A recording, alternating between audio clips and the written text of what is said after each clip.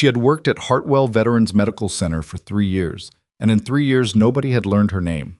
Not really. They called her the slow one, or that nurse by the supply closet, or sometimes just nothing at all, a silence that passed through her like she was made of air. But on the morning 12 military German shepherds walked through the emergency bay doors and ignored every uniformed handler in the room to press their bodies against a woman in worn blue scrubs standing against the far wall, the silence in that hospital changed completely. It became the kind of silence that precedes understanding, the kind that arrives just before everything a person thought they knew turns out to be wrong. Before we go any further, if stories like this are what you're looking for, hit subscribe right now and stay with me until the end. This one goes places you won't expect. And when you're done watching, drop a comment and tell me what city or country you're watching from. I want to see exactly how far this story travels. Now let's go. The morning had started the way most mornings did at Hartwell Veterans Medical Center in Caldwell, Ohio, understaffed, overlit, and running on bad coffee and worse morale. Nurse Mara Sutton arrived at 6:47 a.m., which was 13 minutes earlier than her shift required. She did this every morning, not because anyone noticed, and not because it earned her anything. She did it because the overnight team was always exhausted by that point, and the transition between shifts at Hartwell had a way of letting things fall through the cracks if nobody was paying attention. Mara was always paying attention. She was 29 years old, white, with light brown hair she kept pulled back tightly because loose hair around patients created liability. She had pale gray eyes that people sometimes described as distracted, though they were never distracted. They were busy. There was a difference. She moved through the hallways with the quiet efficiency of someone who had learned to take up as little space as possible, not from insecurity, exactly, but from something older and more practiced than that. She had a stutter, not severe, not constant. It came and went depending on the situation. Worse when she was put on the spot, better when she was focused. In high-pressure moments, when her mind was running faster than the words could follow, it appeared without warning, and at Hartwell Veterans Medical Center, that was all anyone needed to make a judgment about her. "Morning, Mara," said Jocelyn Price, the charge nurse on overnight, not looking up from the handoff notes. Jocelyn was 44, efficient, and the kind of person who organized people the way she organized her supply cabinet, by utility. "We've got a complicated one in Bay 7. Abdominal, post-op complication. He's been cycling fever since 3. Dr. Aldrin already signed off on the antibiotic adjustment, but I don't think it's going to be enough. I'll check his chart. He's irritable, wants to discharge himself." "They always do," Mara said. She meant it without irony. Veterans at Hartwell were, as a rule, difficult patients, not because they were difficult people, but because they had spent significant portions of their lives being told that discomfort was manageable and that stopping was failure. Asking them to rest while a body that had already survived extraordinary things tried to heal itself from something comparatively ordinary was like asking someone to sit still during a fire drill. They knew what actual fire felt like. She pulled the chart on Bay 7, cross-referenced the antibiotic dosage with his inflammatory markers, and flagged a secondary medication interaction that the overnight team had missed. She corrected it quietly, entered the update, and moved on. Nobody would know she'd done it. That was fine. By 8:15, she had completed her first rounds, restocked 2 crash carts, and talked a 61-year-old veteran with chronic pain and a terror of needles through an IV placement without incident. She had done this by sitting down next to him, actually sitting, pulling a chair over, and talking about nothing for about 4 minutes until his breathing changed. Then she'd placed the line while he was mid-sentence about his daughter's soccer tournament. He hadn't flinched. "You're good at that," he said afterward, surprised. "Practice," she said. Down the hall, 2 of the floor nurses, Brianna Kellick and Desiree Okonkwo, were at the nursing station, reviewing something on a tablet and laughing at something Mara couldn't hear. When she walked past to drop off a chart, the laughter paused just long enough to register. "Mara." Brianna looked up with the particular kind of smile that was not a smile. "Dr. Aldrin's looking for you. He wants an update on Bay 7. I updated the chart 20 minutes ago. He wants a verbal update." Mara nodded and headed toward the physician's station. She knew what a verbal update meant. It meant Dr. Aldrin, 41, board-certified, chronically impatient, wanted to hear the information from someone he actually trusted, which was not Mara, and then he wanted to repeat that information back to someone else as though he had arrived at it himself. She found him reviewing a scan with Dr. Patrick Soames, a surgical fellow who was 6 months into his residency at Hartwell, and had already developed the habit of looking over his shoulder to check who was watching whenever he spoke. "Bay 7, she said. Dr. Aldrin didn't look up. "The antibiotic switch isn't working?" "I flagged a secondary interaction this morning, adjusted the dosage. His fever's already down 0.4 degrees in the last 2 hours. Aldrin looked up then, slowly. "Who authorized that adjustment?" "You did, last night. The order was already in the system. The overnight team had pulled the wrong secondary dosing. I corrected it." A pause. "I'll verify that," he said, which was his way of saying he didn't believe her, would check, would find out she was right, and would not acknowledge it. She was already walking away. "She always does that," she heard some say behind her, voice low but not low enough. "Just floats in and out like she's correcting everyone." "Because half the time she is," Aldrin said. That part at least he said to Soames, and not to her. "What?" The military convoy arrived at 10:23 a.m. Mara was in the supply corridor near the east wing when she heard the shift in sound, the heavy double doors at the ground-level bay, grinding open with the weight of something larger than the usual deliveries, the change in air pressure that happened when a vehicle idled just outside the loading entrance. She heard voices that were clipped and efficient in a way hospital voices rarely were, and then she heard something else. Dogs. Not barking. That was the first thing she registered.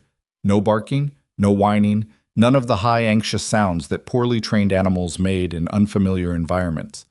What she heard was the soft, rhythmic percussion of large paws on linoleum, controlled and deliberate, and the occasional low exhale of a working animal in full focus. She set down the inventory sheet and walked to the corridor window. There were 12 of them. German shepherds, all of them, moving in a staggered 2-column formation through the rear access corridor of Hartwell Veterans Medical Center like they'd done it 100 times, which, she suspected, some of them had. Their coats were in varied condition, some smooth and well-maintained, some showing the particular texture that long operational service produced, a kind of weathering that had nothing to do with health and everything to do with mileage. They were lean and focused, and they moved with their handlers in the specific cadence of working animals who did not distinguish between their training environment and the field. Walking behind the team was a man in Army combat uniform, senior rank, she could tell from the bearing before she even read the insignia, who was talking on a cell phone and scanning the corridor simultaneously, mid-40s, square-jawed, the kind of focus that wasn't performative. His name tape read Vance. She recognized the unit configuration.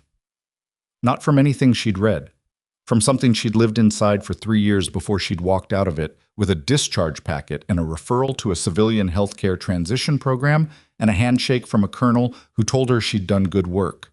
She turned away from the window before anyone saw her looking. Well, the question of what the military K9 unit was doing at Hartwell Veterans Medical Center became the central conversation topic of every nursing station by 10:45 a.m. The answer, pieced together from the brief security briefing that came down through hospital administration, was this. Hartwell had been selected as a staging facility for a joint military-civilian medical exercise running over 3 days, which included the presence of a specialized K9 recovery and evaluation team. The dogs were not patients, exactly, but 2 of them had sustained operational injuries that required monitoring, and the facility had been cleared for their presence under a federal cooperative agreement that the hospital's director, a man named Gerald Ostroff, had apparently agreed to 6 weeks earlier and then completely forgotten to tell anyone about. This created logistical chaos at a low-grade simmer. Dr. Aldrin wanted them in a separate wing. The charge nurses wanted clearer protocols. The security staff wanted a briefing they hadn't received. The hospital's communications director sent an internal email that managed to be simultaneously urgent and entirely uninformative. And the military handlers, all 6 of them, moving with the particular patience of people who had learned to wait out civilian institutional dysfunction, were directed to a staging area near the East Wing Rehabilitation Gym while the adults sorted themselves out. Mara stayed out of this conversation. She had a patient in Bay 3 with a wound infection that needed closer monitoring, a family in the waiting room who hadn't been updated in 2 hours through no fault of anyone in particular, and a medication reconciliation for a newly admitted patient that someone had started and not finished. She finished it. At 11:30, she passed through the corridor adjacent to the rehabilitation gym on her way to the lab. Through the reinforced windows, she could see the K9 team settled, dogs in individual rest positions, handlers moving quietly between them, the man named Vance standing at the far end of the room reviewing something on a tablet with another officer. The dogs were alert but calm. Two of them were clearly managing low-level stress.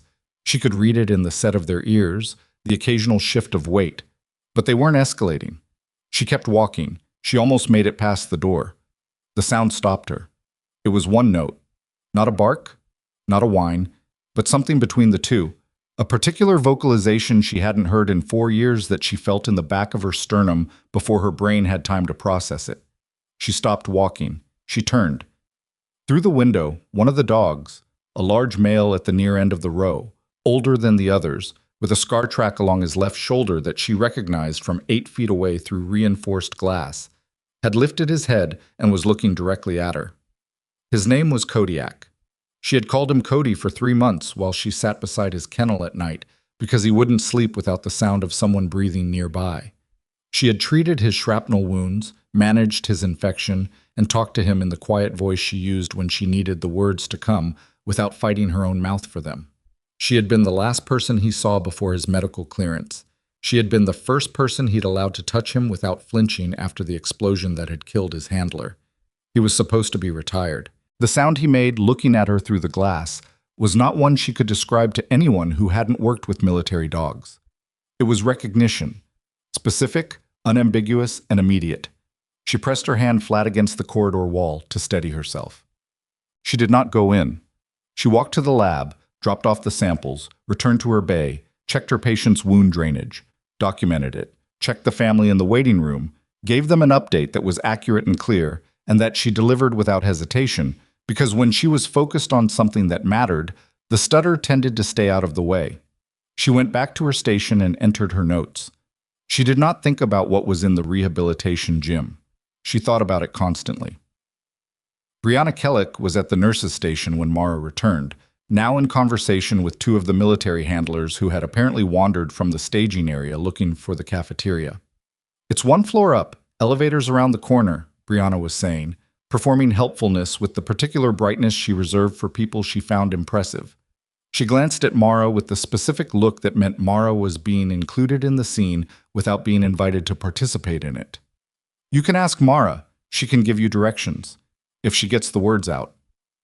One of the handlers, young, tall, with the kind of sunburn that came from sustained outdoor operations, looked at Mara with an uncertain expression. Not unkind, just unsure what he'd walked into. "Elevator," Mara said clearly, "is around that corner. Cafeteria's on 2. They stop serving hot food at 1:30, so you've got about 40 minutes. "Thanks," he said. Brianna turned back to her screen like nothing had happened. Mara filed the moment away the way she filed most of them. Not forgotten, not dwelt on, stored in the part of her that had become very good at cataloging small violences without letting them accumulate into something that showed on her face. She went back to work. At 12:55, the rehabilitation gym erupted.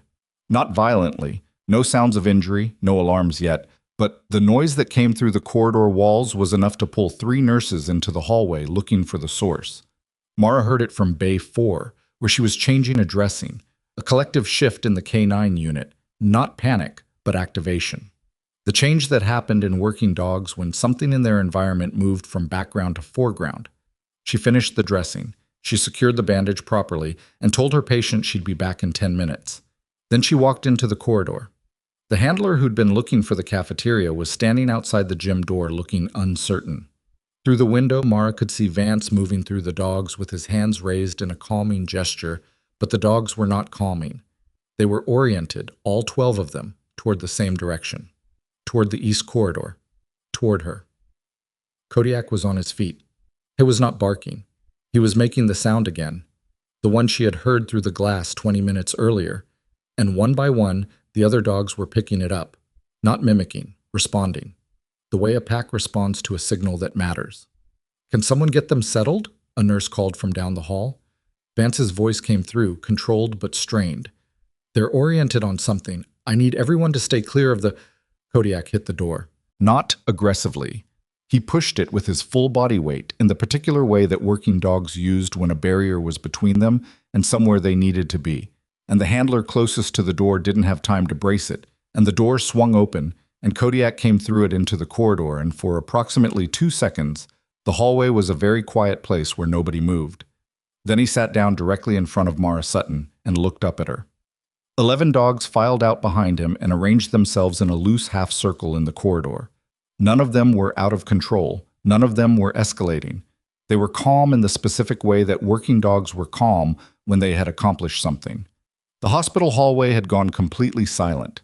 Vance stood in the gym doorway with an expression that Mara had seen on people before, usually when something happened that didn't fit any category they had available. Brianna Kellick was visible at the far end of the corridor with her mouth open. Dr. Soames had appeared from somewhere and was pressed against the wall like he was trying to become part of it. Mara looked down at Kodiak. He hadn't moved. He was waiting. She crouched down. She put her hand very slowly on the top of his head, and she felt the exact moment he leaned into it. That particular, unhurried weight of an animal choosing to trust. "Hey, Cody," she said quietly. "I know." The corridor remained silent. Vance took 2 steps forward. His voice was measured, but something had shifted behind his eyes that had not been there 30 seconds ago. "Ma'am," he said, "these are classified operational animals. They don't break formation. They don't respond to civilian personnel. In 12 years of handling this unit, I have never seen any of them do what just happened." He paused. "Who are you?" Mara looked up at him. Kodiak's weight was still pressed against her hand. Around her, 11 other dogs sat motionless in the corridor of Hartwell Veterans Medical Center while nurses and doctors and administrators froze and watched and waited, and nobody, not one person in that building, had an answer for what they were seeing. "My name," she said carefully, making sure the words came out level, "is Mara Sutton."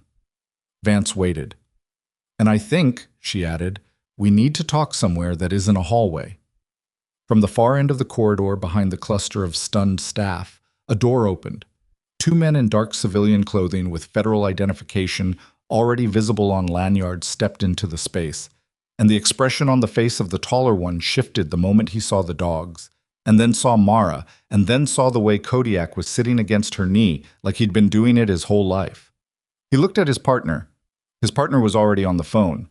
The taller federal agent's name was Desmond Farrow, and he moved through the corridor with the particular economy of someone who had spent years making himself unreadable in rooms full of people who were trying to read him. His partner, shorter, younger, with the kind of watchful stillness that read as patience to people who didn't know better and as threat assessment to people who did, was named Lyle Brandt, and he had put his phone away by the time they reached the halfway point of the corridor, which meant whoever he had called had already answered, and the answer had been short. Neither of them looked at the dogs again after the first moment. They were looking at Mara. She stood up slowly from where she had crouched beside Kodiak, and the motion was deliberate, not the flustered straightening of someone caught doing something unexpected, but the unhurried rise of a person who had decided the speed of this interaction was hers to set. Kodiak moved with her, his shoulder finding her left leg, and she put one hand briefly on his neck before letting it drop. "Ms. Sutton," Farrow said.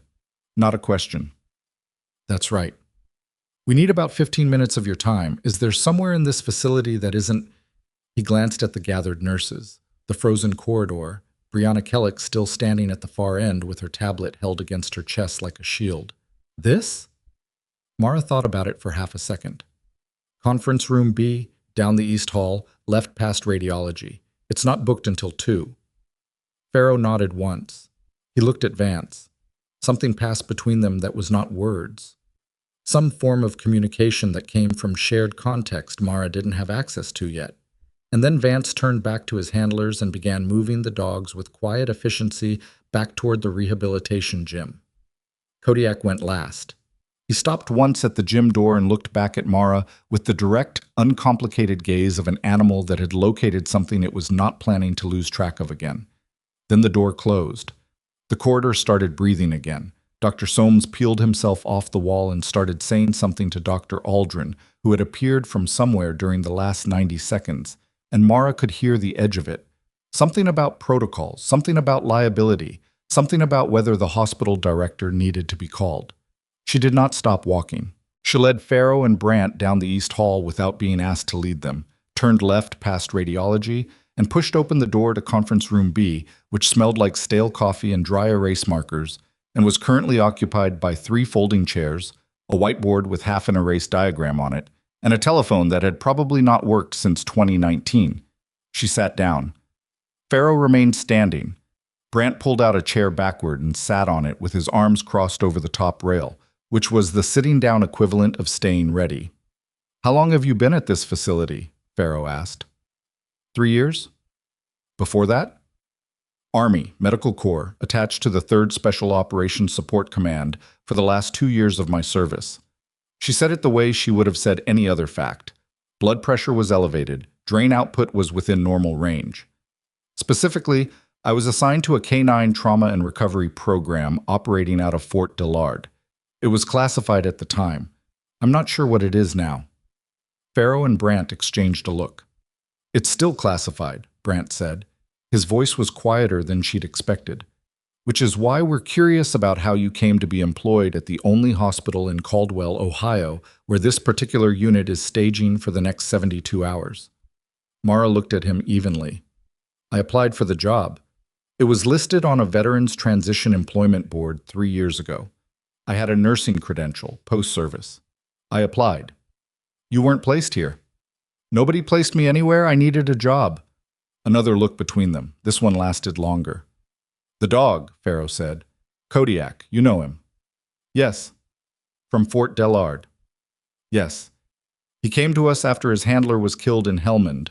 I was in bad shape, not physically, not primarily. He'd stopped functioning. Wouldn't eat consistently, wouldn't work, wouldn't accept contact from his new handler team." She paused. "I worked with him for about 3 months. When I left the program, he was cleared for reassignment." "He was reassigned twice," Brandt said. "He rejected both handlers. He's been in a kind of operational limbo for 14 months. They were about to retire him." Mara said nothing. "And then he walked through a door in a civilian hospital," Farrow said, "and sat down in front of a nurse." The 3 of them sat with that for a moment. "I understand why you're here," Mara said finally. "But I want to be clear about something. I didn't arrange this. I didn't know this unit was coming to this facility. I saw Kodiak through a window by accident, and the rest of it—" She stopped, found the word, "happened." "We know," Farrow said. "We verified the staging assignment and the hiring records before we walked down that corridor. You're not a concern in that direction." He paused. "You are, however, potentially relevant to something else." Mara waited. Farrow sat down. What he told her took 11 minutes, and by the end of it, the dry erase smell of Conference Room B felt different, thicker somehow, like the air had gained weight. There was a man named in the briefing only as the subject, which was a designation Mara recognized from her time in the military, as meaning the information was sensitive enough that names on paper created risks that initials and titles did not. The subject was a protected witness in a federal investigation involving the diversion of military medical equipment, specifically equipment used in operational K9 programs, to private buyers operating through a chain of shell companies that had taken 2 years to map and were still not fully mapped. The subject had agreed to testify in exchange for a reduced sentence on charges that Farrow described as significant without specifying. The subject was currently inside Hartwell Veterans Medical Center, not as a patient, as a family member of a patient, which was a designation that came with visiting privileges and a level of access that even a well-run facility security operation had trouble fully containing. "We've had him under passive observation since he arrived yesterday," Brandt said. "There's been no contact with outside parties that we've identified. But the K9 unit's presence here was an administrative decision made 6 weeks ago. It wasn't connected to the witness protection operation. The overlap is coincidental." "And inconvenient," Mara said. "Extremely." "So what does this have to do with me?" Farrow leaned forward slightly. "The dogs. Specifically, the 2 that sustained operational injuries. They're our stated reason for being in this facility. Their presence is part of the cover layer. But Kodiak's behavior this morning created a tension we weren't planning for." He chose his next words carefully. "We need the situation to normalize. The staff is going to be talking. The more unusual this morning seems, the more attention gets paid to this corridor, this wing, and eventually to the fact that there is a federally protected individual in this building. Mara understood before he finished the sentence. You want me to be the explanation. We want you to continue doing your job, Pharaoh said. And if anyone asks about what happened with the dogs, we want there to be a simple, human answer available. That you knew one of the animals. That it was unexpected but not alarming. That it's resolved. That's not a lie, Mara said. No, Pharaoh agreed. It's not. She looked at the whiteboard for a moment. The half-erased diagram looked like it might have been an organ, a heart, maybe, or a lung, partially removed by someone who had finished their meeting and taken the most important parts with them. I'll keep doing my job, she said. I don't need you to ask me to do that. Pharaoh studied her. No, I don't suppose you do. She was back on the floor by 1:15. The cafeteria had been reached, the handlers had eaten, the dogs were settled. The administrative scramble about protocols had resolved itself into a 2-page memo that nobody would read fully and a revised security checklist that the overnight team would probably ignore. Hartwell had absorbed the morning's disruption the way hospitals absorbed most things, imperfectly, gradually, and without ever quite arriving at full understanding. What had not resolved was the way people looked at her now. It was different from the usual looking, or rather, the usual non-looking. For 3 years, Mara Sutton had occupied a particular kind of invisibility at Hartwell that had nothing to do with her actual presence and everything to do with the story the staff had collectively decided about her. She was competent in a low-key way. She was slow with her words. She was fine for routine tasks and probably not great under pressure. She was someone who could be counted on to finish what she started and not expected to contribute much beyond that. The dogs had disturbed that story. She could feel it in the pause before people spoke to her now, a half-beat that hadn't been there before, a recalibration happening in real time that they hadn't figured out how to resolve. Brianna Kellick had not spoken to her since the corridor. Dr. Soames had looked up from a chart when she walked past, and then looked down again with an expression that was trying very hard to appear neutral. Even Dr. Aldrin, who had a talent for projecting supreme indifference to anything that didn't originate from himself, had watched her cross the nursing station from the other side of the room with something that wasn't quite professional assessment and wasn't quite anything else either. She did not adjust her behavior to account for any of it. She checked on Bay 7, the veteran with the abdominal complication whose fever had dropped another half degree in response to the corrected antibiotic dosage. He was less irritable. He was still considering discharge against medical advice, but with less conviction. She sat with him for 6 minutes, and they talked about nothing meaningful, and he seemed calmer when she left than when she arrived, and she documented the visit accurately. She checked on a new admission in Bay 9, a 67-year-old woman, former Air Force logistics, admitted for a cardiac event that had turned out to be a severe anxiety response to a medication interaction. The woman's daughter was in the room and was frightened in the contained, rigid way of people who were frightened and did not want to appear frightened. And Mara spent 4 minutes explaining the medication adjustment in language that was clear without being simplified, and by the end the daughter's shoulders had dropped about an inch. She crossed paths with Jocelyn Price at the medication dispensary at 2:40. You should know, Jocelyn said without preamble, that Aldrin put a note in the incident report about the dogs. He's calling it an unsecured animal breach. The animals were under handler control the entire time. I know that. I'm telling you what he wrote. Mara pulled the medication she needed and entered the access code. Did he mention that Kodiak sits at military attention on command in a way that most of his interns can't manage standing up? Jocelyn looked at her. I'm not trying to be funny, Mara said. I'm saying the dogs were not a breach. They were never not under control. Aldrin doesn't see it that way. Aldrin sees what he decides to see before he looks. A pause. That's true, Jocelyn said, which was more than Mara had expected from her. But it doesn't change what's in the report. Mara nodded and left. The report would say what it said. She had been in environments where paperwork was used as a weapon before. The military had not invented that particular practice, but it had refined it into something close to an art form, and she had watched people survive it and people not survive it. And the difference almost always came down to whether they had done the actual work correctly rather than whether they had managed the documentation of the work correctly. She had done the work correctly. She kept doing it. At 3:20, Vance found her.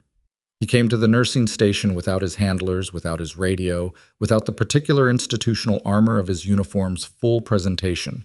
The sleeves were still rolled to regulation, the bearing was still exact, but there was something in his approach that was less official than it had been that morning. He waited until she had finished entering a note, which took about 45 seconds, and he did not fill the silence with impatient noise. That, alone, told her something about him. "Can I walk with you?" he said. "I'm doing rounds." "I know. I'll stay out of the way." She considered him for a moment. "You were at Fort Dillard," she said. Not a question. "No," he said. "But I worked with 2 people who were. They walked." Oh.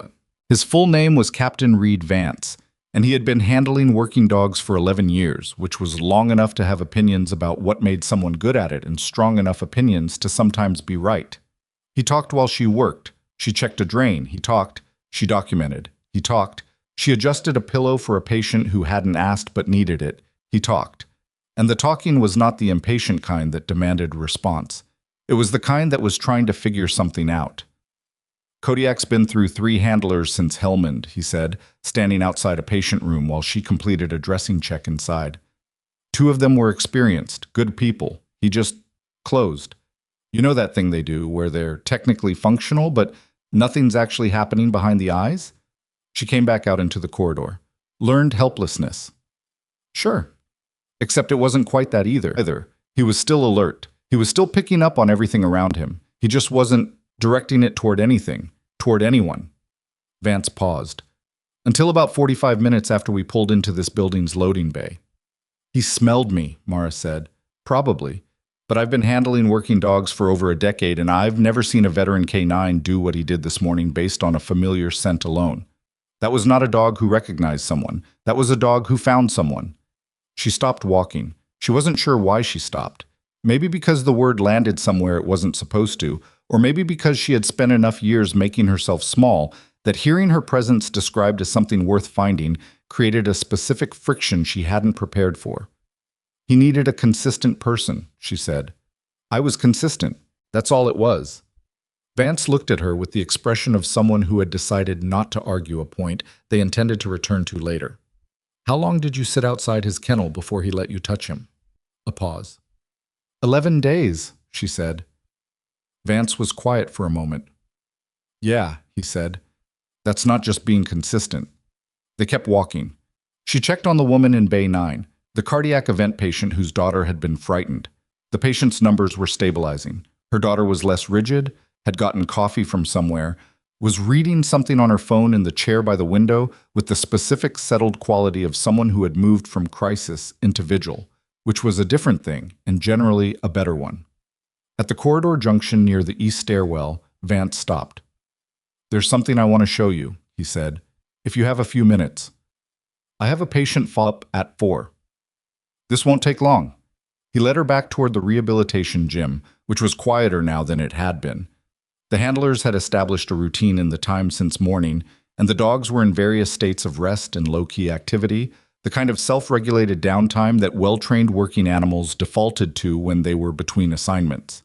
2 of the handlers were in the far corner eating from meal containers and talking quietly. The others were managing various tasks. The injured dogs, she could see them now clearly, were in sectioned-off areas near the room's south wall. One had a bandaged left rear leg, the bandaging competent but applied with the pragmatism of someone who was a soldier first and a medical specialist second. Kodiak was at the east wall. I was lying down, which was not something he had done earlier. Lying down was a choice, a decision to reduce vigilance, and working dogs did not make it lightly in unfamiliar environments. He had his head on his paws and his eyes half closed, but when Mara stepped through the door, those eyes opened fully and his tail moved, once, twice, a slow and certain motion that was not the frantic wagging of an excited animal, but something quieter and more deliberate. "He's been like that since we brought him back in," Vance said. "Calmer than he's been in 14 months. Mara stood in the doorway and looked at the dog that had waited. "What happens to him?" she said. "If this evaluation period ends and he still can't accept a permanent handler?" Vance didn't answer immediately. "Reed," she said, and she used his first name without planning to. "What happens to him?" He'd be retired to a civilian placement, which is not the worst outcome. He'd be safe. Vance paused. But a dog like Kodiak, operational K9 of his caliber, his age, civilian placement is hard. They don't always adapt. They need structure and purpose, and those things are hard to replicate outside of what they were built for. Mara thought about a dog that had survived an explosion and a loss and 14 months of not being found by the right person. She walked over and sat down next to Kodiak. Not cross-legged, not dramatically. She just sat on the floor of the rehabilitation gym of Hartwell Veterans Medical Center in her blue scrubs with her back against the east wall. And Kodiak lifted his head and put it in her lap, and she put her hand on his neck, and for about 30 seconds she was not a nurse that people found easy to dismiss. She was the person he had been waiting for. She didn't let herself stay in it too long. She stood after those 30 seconds because she had a patient follow-up at 4, and she was not the kind of person who let personal things run past the time available for them.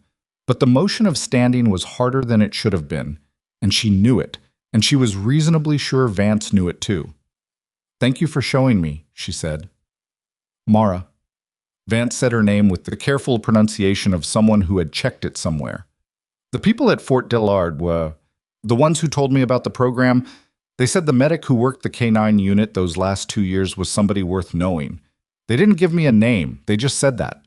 He looked at her with an expression that had cleaned itself of anything performative. "I think I understand what they meant." She left before she could respond to that with anything that would require her to manage her own face. The follow-up at 4 went normally. Bay 7's veteran had made a definitive decision against self-discharge, which she was told about secondhand by the attending nurse who had talked him through it and who relayed the information with a kind of satisfaction that was entirely reasonable. Mara checked his numbers, found them continuing in the right direction, and updated the chart with the precise, unhurried notation that 3 years at Hartwell had made automatic. By 4:45, she had completed her primary patient responsibilities for the shift and moved into the secondary work, the restocking, the documentation review, the small maintenance tasks that fell between official assignments and that she had always completed because they needed completing and nobody else was tracking them. She was in the supply room cataloging a discrepancy in the wound care inventory when Brant found her. He came alone, which was different from the morning. He stood in the supply room doorway and looked at her for a moment before he spoke, and there was something in his expression that had shifted from the watchful neutrality he'd maintained through the conference room meeting. "We have a problem," he said. Mara set down the inventory tablet. "The subject," Brant said, "has been in the building longer than his visiting pass authorizes. He was supposed to leave at 3. It's nearly 5. His access card is still showing active in the system. You can't just locate him?" "We know where he is. He's in the 4th floor family lounge." He paused. "What we don't know is why his behavior pattern changed this afternoon. He's been stationary for over an hour. He had a phone call at 3:47 that we weren't able to intercept in time." Another pause, this one heavier. "And 40 minutes ago, a maintenance worker entered the hospital through a service entrance with a credential set that cleared the automated system. Our facial recognition flagged it as potentially inconsistent 15 minutes later." "Potentially inconsistent," Mara said. "The face didn't match the employee file. Not definitively. The match was within tolerance on 2 metrics and outside tolerance on 1. "Which one?" "Ear geometry." He looked at her with the flat information-transferring expression of someone giving a briefing. "It's a soft flag. It might be a database error. It might be nothing." Mara was not looking at him anymore. She was looking at the wall of the supply room with the particular expression she developed when she was working through something that had multiple moving parts and a limited window. "Where's the maintenance worker now?" "Moving through the building on what looks like a standard route. Housekeeping, utility areas." Brant's jaw moved slightly. "He's currently 2 floors below the 4th floor family lounge." The supply room was very quiet. "You have 12 dogs," Mara said, "who are trained for exactly this kind of detection work, and you're standing in a supply closet telling me about ear geometry." Brant looked at her. "I know," he said. "That's why I'm here." She moved past him into the corridor and was already walking toward the rehabilitation gym before he finished the sentence. And behind her she heard him match her pace without being asked. And somewhere above them on the 4th floor, a man in a family lounge was sitting very still beside a phone he had answered at 3:47. and somewhere in the floors between them, a maintenance worker was moving through the building on a route that looked standard to every camera except the one that had flagged his ear. And in the east wing of Hartwell Veterans Medical Center, 12 German shepherds that had been at rest for 3 hours began, one by one, to raise their heads from their paws and orient toward the ceiling, toward the floors above them, toward something that had not yet arrived, but that they had already begun to smell moving through the recycled hospital air. Until Kodiak stood up fully, ears forward, body still, with the particular locked attention of an animal that had located a threat and was waiting for someone to tell it what to do next. Mara hit the rehabilitation gym door at a walk that was almost a run but wasn't, because running in a hospital corridor caused a different kind of problem. And she had spent enough time in high-pressure environments to know that the fastest path between 2 points was not always the one that looked fastest from the outside. Vance was already on his feet when she came through the door. He read her face before she said anything, which told her something useful about him. That he was the kind of person whose threat assessment ran continuously rather than activating in response to obvious signals. Kodiak was still standing, ears forward, body oriented toward the ceiling, with the locked, architectural stillness of a dog that had made a decision and was waiting on the humans to catch up. "We have a potential hostile in the building," Mara said. Facial recognition soft flag on a maintenance credential. "He's 2 floors below the protected witness. The dogs already know." Vance looked at Kodiak, then at the other 11 dogs who were in various stages of coming to full alert. Not chaos, not noise, just the quiet sequential activation of animals whose training was older than their anxiety.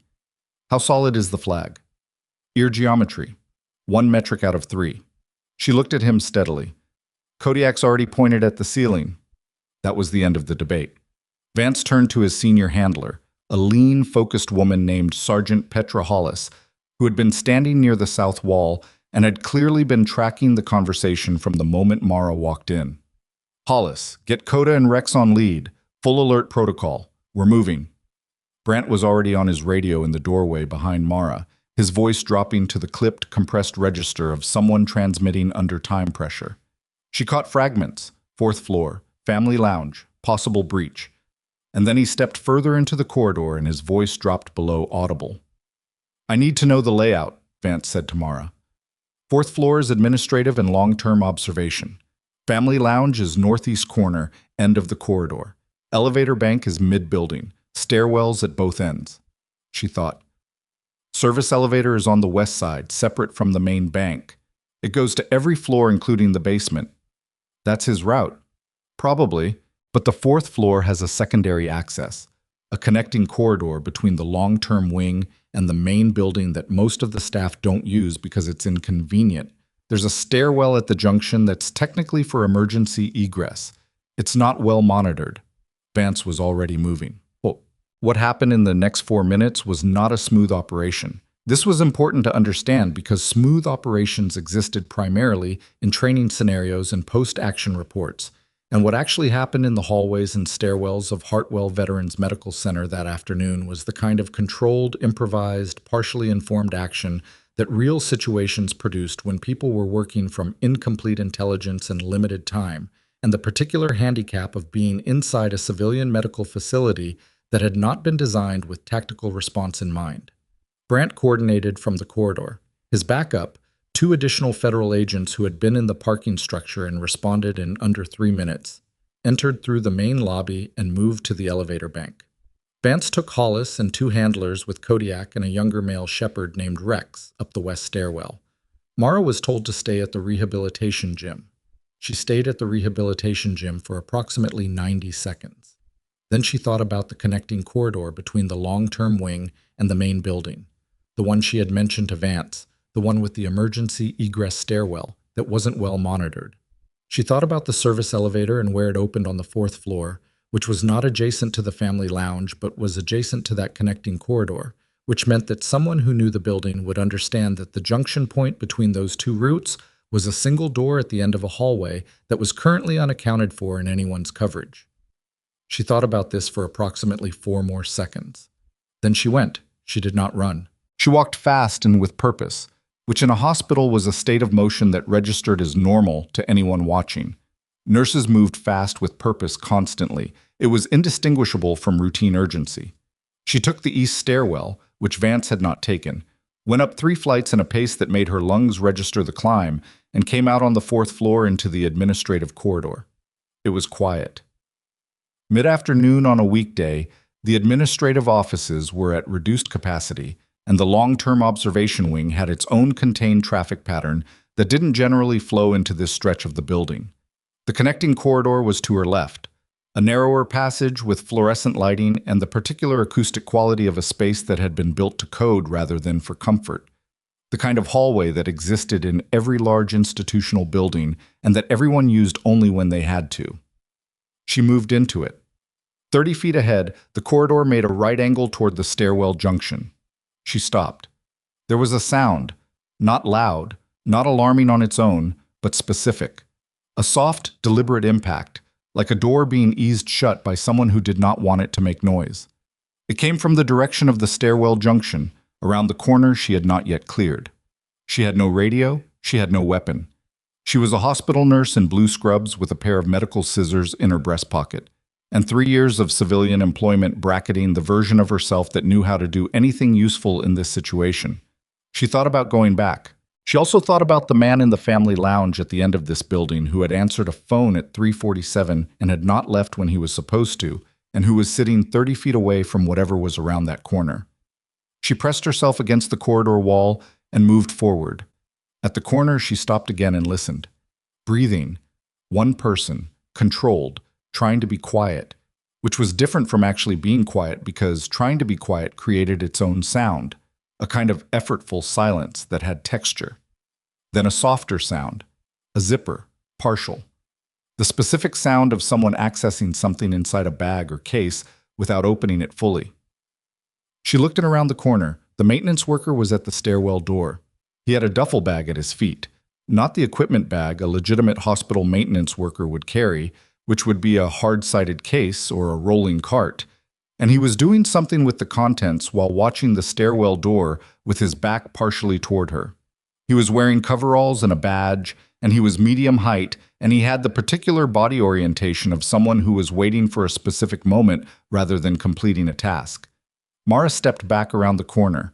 She needed Vance. She needed Brandt. She needed approximately anyone who had operational authority and hardware and the legal framework to do something about what she had just seen. She had none of those things, and the corridor behind her was empty, and the man around the corner was going to move within a window she could not estimate. She looked at the wall. There was a fire alarm pull station 14 inches above her right hand. She thought about it for 1 full second, which was not a short amount of time in that context. Pulling a hospital fire alarm created an immediate facility-wide response. Staff protocols activated. Patients moved or sheltered. Elevators locked to ground floor. Stairwells designated as evacuation routes suddenly full of traffic. It would destroy whatever quiet approach Vance's team was making from the west stairwell. It would also flood the connecting corridor with procedural chaos that would make the maintenance worker's position extremely complicated. It would also, potentially, put evacuating patients and staff directly into a stairwell where an armed individual was currently positioned. She did not pull it. Instead, she pulled out her phone, the personal cell she carried in her hip pocket, and sent a text to the only number she had from the morning's interaction, which was Brandt's, because he had given it to her at the end of the conference room meeting with the practiced casualness of someone who routinely gave their number to people they might need to reach in a hurry. The text said, "Connecting corridor, 4th floor. He's at the east stairwell junction, bag on the ground. He's waiting for something." She sent it and put the phone back and stood against the wall and listened. The zipper sound again. Then a pause. Then footsteps. Careful, weight-controlled, the kind of walking that someone did when they were trying to minimize the noise of their own movement. He was coming toward her corner. But she moved.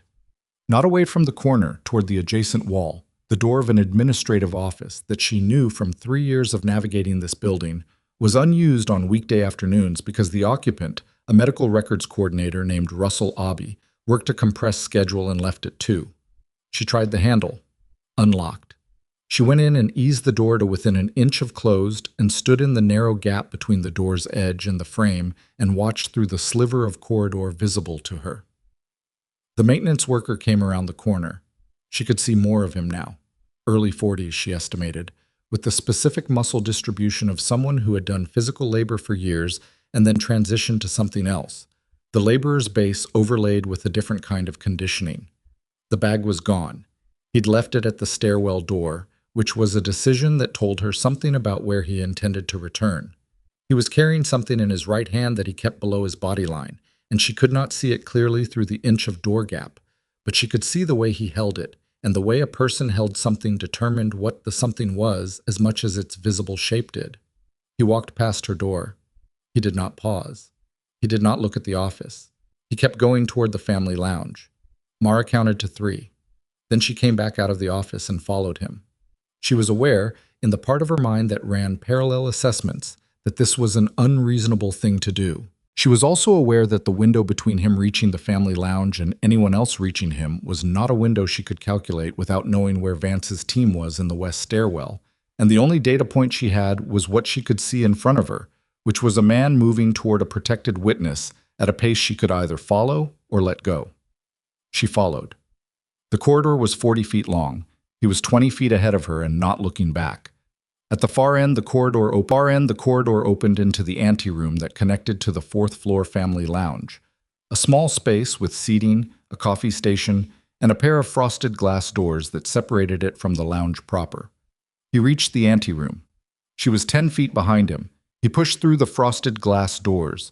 She pushed through 4 seconds later and came into the family lounge of Hartwell Veterans Medical Center on the 4th floor, and she had time to register 3 things in fast sequence. The man they were protecting, mid-50s, gray at the temples, wearing the particular exhausted expression of someone who had been waiting under enormous stress for a very long time, sitting in a chair by the window with a paper coffee cup going cold in his hands. The maintenance worker now 15 feet inside the room and closing the distance. And a third person she had not anticipated, a woman in a visitor's lanyard standing near the east wall who had turned toward the door when it opened, and who had the specific alert quality of someone waiting for a cue rather than waiting for a visit to end. 2 of them. Not one. The bag at the stairwell had been a division. 1 person to carry in the equipment, 1 to position in the room. Mara did not stop walking. She walked directly toward the man in the chair by the window, not running, not aggressive, just a nurse moving toward a patient. And she put herself between him and the maintenance worker in the way that a body could occupy space when it moved into a position before anyone had decided whether to stop it. "Sir," she said, not loud, addressing the man in the chair, "I need you to come with me. There's an issue with your visitor clearance that we need to resolve at the nursing station." The man looked up at her with the glazed uncertainty of someone who had not slept properly in several days. "What? Now, please," she said, and she used the register she used with patients who needed to move and couldn't find their own motivation. Not harsh, not pleading, just flat and clear and carrying the specific authority of someone who was not presenting options. She had her hand on his arm. The maintenance worker said, "Hey!" She did not look at him. "Hey!" Louder this time. "He's not going anywhere." She kept moving, getting the man in the chair upright, using the momentum of his rising body to begin directing him toward the frosted glass doors. "Stop!" The voice had changed register, no longer maintaining the performance, now just the instruction underneath it, and in her peripheral vision she could see the woman at the east wall moving and the maintenance worker's right arm coming up, and Mara had approximately 1 second to decide what to do with the fact that she had put herself in between a threat and its target without a plan for what came after. The door behind her blew open. Not explosively, but with the coordinated impact of multiple bodies moving fast through a space that was not designed for multiple bodies moving fast, and then Kodiak was in the room. He came in low and with total commitment, the way working dogs were trained to move in active threat scenarios. Not the wide, visible approach of a television dog, but the direct ground-covering movement of an animal that had a target and a trajectory and nothing between them. The maintenance worker turned toward the sound and brought his arm up, and Kodiak hit him at mid-body with the controlled impact of an animal that had done this exact thing in training and in deployment and in the dark. And the man went down and stayed down, not because he had been injured beyond function, but because Kodiak's full weight and the specific locked jaw hold of a trained apprehension K9 was a thing the human body registered as final. The woman at the east wall made a move toward the other door. Rex came through it. Vance was 4 steps behind the dogs, and behind him Hollis and 2 handlers, and behind them Brandt and one of the backup agents. And the family lounge of the fourth floor of Hartwell Veterans Medical Center became a very crowded place in the span of about 6 seconds. And in the middle of it, Mara had her arm around the protected witness and was walking him toward the far corner of the room, away from the door and the dogs and the particular kind of controlled violence that was now resolving itself around her. Because the corner was the safest position available, and she could see his hands shaking, and the paper coffee cup had hit the floor when she'd pulled him up, and the coffee was spreading in a slow, dark stain across the linoleum. She walked him to the corner and kept her hand on his arm and said, "Breathe. You're okay. Just breathe." He was shaking badly. His skin had gone the particular pale gray color of acute shock, not medical emergency level, but the systemic response of a body that had just understood something its owner had been intellectually aware of for a long time, that someone wanted him dead, and had come specifically and deliberately to this building to accomplish it. "Are you hurt?" she asked. No, I'm—" He stopped, started again. "I didn't think they'd actually— I know." She checked his pulse at the wrist, fast, thready, but present and functional. She watched his eyes for the particular signs that shock was becoming something she'd need to treat rather than manage. He was pale and shaking, and his breathing was fast, but his eyes were tracking and responsive. She kept her hand on his wrist and talked to him without stopping. Not about the room, not about what had just happened, just a low, continuous, factual presence. Behind her, the room had become the controlled aftermath of an action.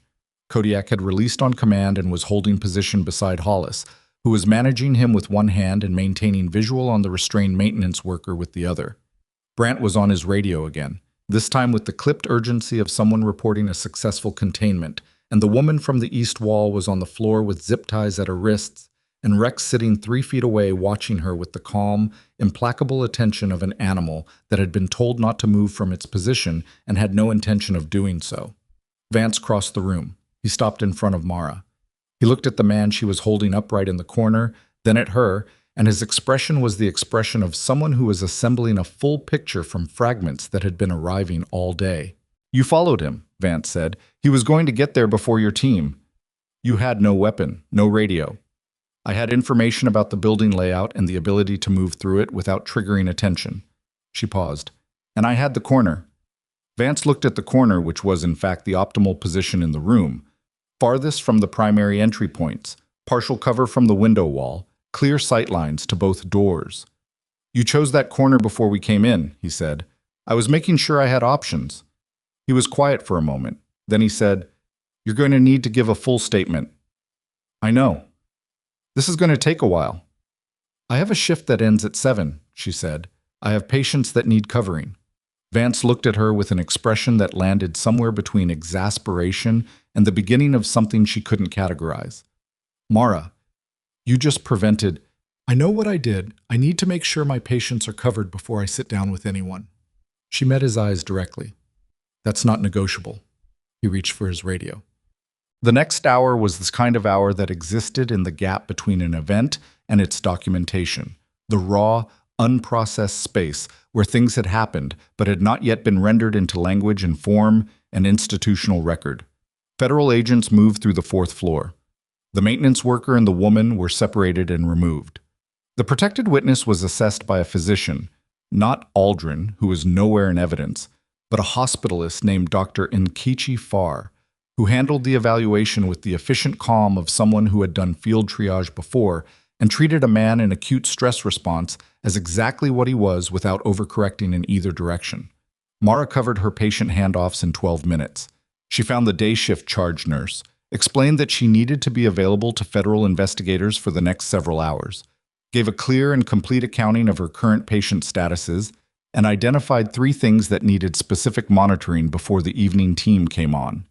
The charge nurse, a woman named Yvonne Prater, who Mara had worked alongside for 2 years without ever having a conversation that lasted longer than the length of a hallway, looked at her with an expression that was visibly recalibrating.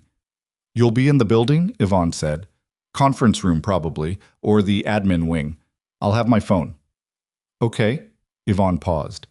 Is the building safe?" "Yes, the situation is contained." Yvonne nodded. She looked like she had more questions and had decided, correctly, that this was not the moment for them. Mara went to conference room B. Brant was already there, this time with a third agent she hadn't met, a woman in her late 30s named Sato, who took notes by hand in a narrow notebook with a precision that suggested she didn't trust electronic recording for a first pass. Farrow arrived 6 minutes later. Vance came in last and took the chair in the corner, which was not the federal agent's corner to offer, but which nobody was going to dispute. The statement took 90 minutes. It was not 90 minutes of Mara talking.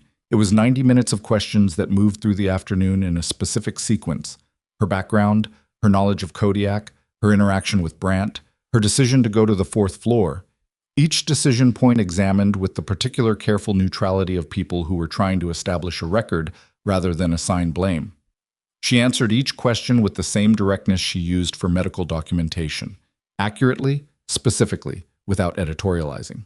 At one point, Sato looked up from her notebook. "When you followed the subject into the family lounge," she said, "what was your expectation of outcome?" Mara thought about the honest answer to that. "I expected that inserting a civilian presence between him and the target would create hesitation," she said. "People who are conducting a covert operation don't want witnesses. Adding a witness changes their calculation. That's a significant risk." "Yes." "Were you concerned for your own safety?" A pause. "I was concerned about the window of time before your team arrived," Mara said. "My safety was a factor in the risk assessment. It wasn't the primary variable." Sato wrote something in her notebook. Brant, from across the table, said nothing, but he had stopped writing. It was past 7 when the formal statement concluded. Mara sat for a moment in the conference room after Sato and the third agent had left, before Farrow and Brant, who were still gathering materials, had finished. The fluorescent lights in conference room B had the same particular quality they'd had at noon, flat and comprehensive, leaving nowhere for shadows to gather. The dry erase board still had its half-erased organ diagram. She thought that it had probably been there for weeks, and would remain for weeks more, half removed, neither one thing nor the other. Vance was still in his corner chair. "There's going to be a review," he said. "Full after action. My unit, the federal team, the hospital administration." He paused. "Your name is going to be in it." I assumed. "Aldrin filed an incident report this morning about the dogs." "I know." "That report is going to be in the same institutional record as the after action." He looked at her with something that was not quite a smile and not quite the opposite. "I want you to understand what that means. The incident report, the one where he characterized trained operational K9s as an unsecured animal breach, is going to sit in the same file as the documentation of what those same animals did this afternoon. What you did this afternoon." Mara looked at the diagram on the whiteboard. She thought about 3 years of small violences, the paused laughters, the verbal update requests, the corrections attributed to no one, the particular quality of being present and invisible simultaneously. "People don't review incident reports," she said. "No," Vance agreed, "but federal after-action reports get reviewed extensively, by people who have opinions about institutional credibility." He paused. "Aldrin's name is on the incident report. Yours will be on the after-action." She sat with that. She did not feel the satisfaction she might have expected to feel. What she felt was something flatter and more complicated. The recognition that justice, when it arrived, rarely felt like the thing it had looked like from a distance. It felt like paperwork. It felt like fluorescent lights and a dry erase board and 90 minutes of questions in a small room. It felt real, which was different from how it felt imagined. "What happens to the witness?" she said. "Relocated, new arrangement. The testimony was always going to proceed. This changes the security posture around it." Farrow, from near the door, answered without looking up from the case he was closing. "The 2 in custody are going to have things to say that we're interested in hearing." "And Kodiak?" A beat of silence. Vance set his forearms on the table and looked at her directly. "The evaluation period ends in 68 hours. His status was always going to be determined by this visit." He paused. "Today changes the assessment, significantly. But not definitively. The decision about his placement..." Vance stopped. Restarted. "There are protocols. There are people whose job it is to make those decisions. I know how protocols work." "I know you do." He met her eyes. "I'm also one of the people whose assessment informs the decision, and my assessment, as of this afternoon, has changed substantially." She didn't ask him to be more specific. She was a person who had learned over time that pressing for certainty in situations where certainty wasn't yet available was a way of moving people away from honesty and toward performance. She stood up. "I need to check on a few things before the evening team settles in," she said. Brant looked up from the table. "We may have follow-up questions in the morning." "I'll be here at 6:47, she said. She left the conference room. The corridor outside was the same corridor it had always been. The same linoleum, the same overhead lighting, the same institutional smell of antiseptic and recycled air. The evening shift was about 30 minutes into its rhythms. She could hear the particular low-grade activity of a hospital settling into its overnight register. Quieter, more internal, the daytime urgency replaced with the sustained vigilance of people managing what the day had left behind. She walked to the East Wing. At the nursing station, Brianna Kellick was there. End-of-shift paperwork, nearly done, the tight-shouldered posture of someone who had spent the latter half of the day trying to process something that didn't fit the categories she'd assigned to it. She looked up when Mara came in. She didn't say anything for a moment. "Your patients are all stable," she said finally. "Yvonne flagged the wound check for Bay 7 for 9 o'clock. "Thank you." Another pause, longer this time. "What happened up there?" Brianna said. Not with the bright prurience she used for corridor gossip. Something more uncertain than that. "Nobody's telling us anything real." "I know," Mara said. "I can't either, right now." She picked up the Bay 7 chart and looked at the 9 o'clock flag. "But everyone in the building is fine. That part I can tell you." Brianna looked at her with an expression that was trying to find a category for this version of Mara Sutton, and not finding the one she'd been using. Mara set the chart down and headed toward Bay 7. She was halfway down the corridor when her phone buzzed. She stopped. The text was from a number she didn't have saved, but the first line identified the sender before she needed to check. Vance. The message was 4 lines. She read it twice. The first line said, "Administration has been briefed. Director Ostroff is requesting a meeting tomorrow morning. You should have representation." The second line said, "There are people in this building who are going to spend the next several days trying to reframe what happened today." The third line said, "I want you to know that what you have in writing from me is not going to change based on how that conversation goes." The fourth line said, "Get some rest." She put the phone back in her pocket. She stood in the corridor for approximately 3 seconds, which was the amount of time she allowed herself. Then she went to check on her patient. The veteran in Bay 7 was awake, less irritable than he'd been that morning, and watching a baseball game on the mounted television with the sound low. His fever was down another half degree. His drain output was within normal parameters. When she came in to check the wound site, he looked over at her with the particular attention of a patient who had been in enough medical environments to know when the person entering the room was actually present. "Long day?" he said. "Yeah," she said. "You look like you did something," he said. She checked the drain. She documented the output. She adjusted the dressing with the unhurried precision that the task required. "Go back to your game," she said. He did. She finished the documentation, stepped back out into the corridor, and walked toward the elevator. She had 3 more checks before she could legitimately leave. She had a phone full of messages she hadn't read. She had a meeting in the morning with a hospital director who had been informed of something today that was going to require him to make choices about what kind of institution he was running, and who was going to find that process uncomfortable, and who was going to be looking for ways to make that discomfort smaller. She also had, on the 4th floor, a statement in a federal record. And somewhere in the rehabilitation gym on the East Wing, a dog that had waited 14 months for someone to show up. She pressed the elevator button. When the doors opened, Dr. Aldrin was inside. He looked at her. She looked at him. He had the expression of a man who had been in several conversations today that had not gone the way he'd anticipated, and who had not yet landed on a strategy for the one that was standing in front of him. The elevator doors stayed open. She stepped in. They rode 2 floors together without speaking, and the silence was not the same silence it would have been that morning. It had a different weight now. The weight of things that had been said in rooms she hadn't been in, and that had rearranged the space between them without either of them choosing it. When the doors opened on the 2nd floor, Aldrin got out. He stopped, turned halfway. "Sutton," he said. She looked at him. His mouth opened. Something moved across his face, something that had the shape of several different things, and arrived at none of them cleanly. Then he closed his mouth.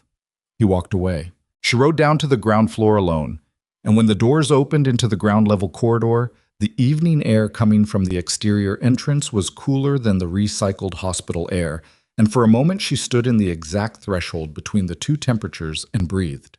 From somewhere on the far side of the building, through the institutional walls and the fluorescent distance, she heard it, one low note, specific and unhurried. The sound of a dog that knew she was still in the building and was not concerned about this because he had located her and intended to remain located, and was simply confirming the fact at intervals the way working animals did when they had found what they needed and had settled into the particular patience of something that was done searching. She turned toward the sound. Then her phone rang. She looked at the screen.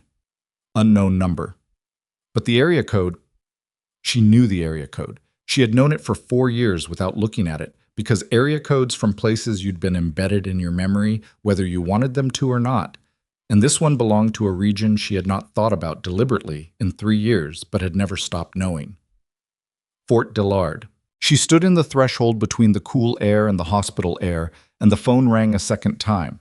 And somewhere in the building, Kodiak made the sound again, and in the administrative wing on the floor above her, Director Gerald Ostroff was looking at a document that had arrived in his email 40 minutes ago from a federal address that his secretary had flagged as high priority, and the document was 3 pages long and contained a name he had signed off on removing from a commendation list 8 months ago for reasons that had seemed administratively sensible at the time, and that now, in the context of what that name had done today, looked like something considerably worse than a clerical decision.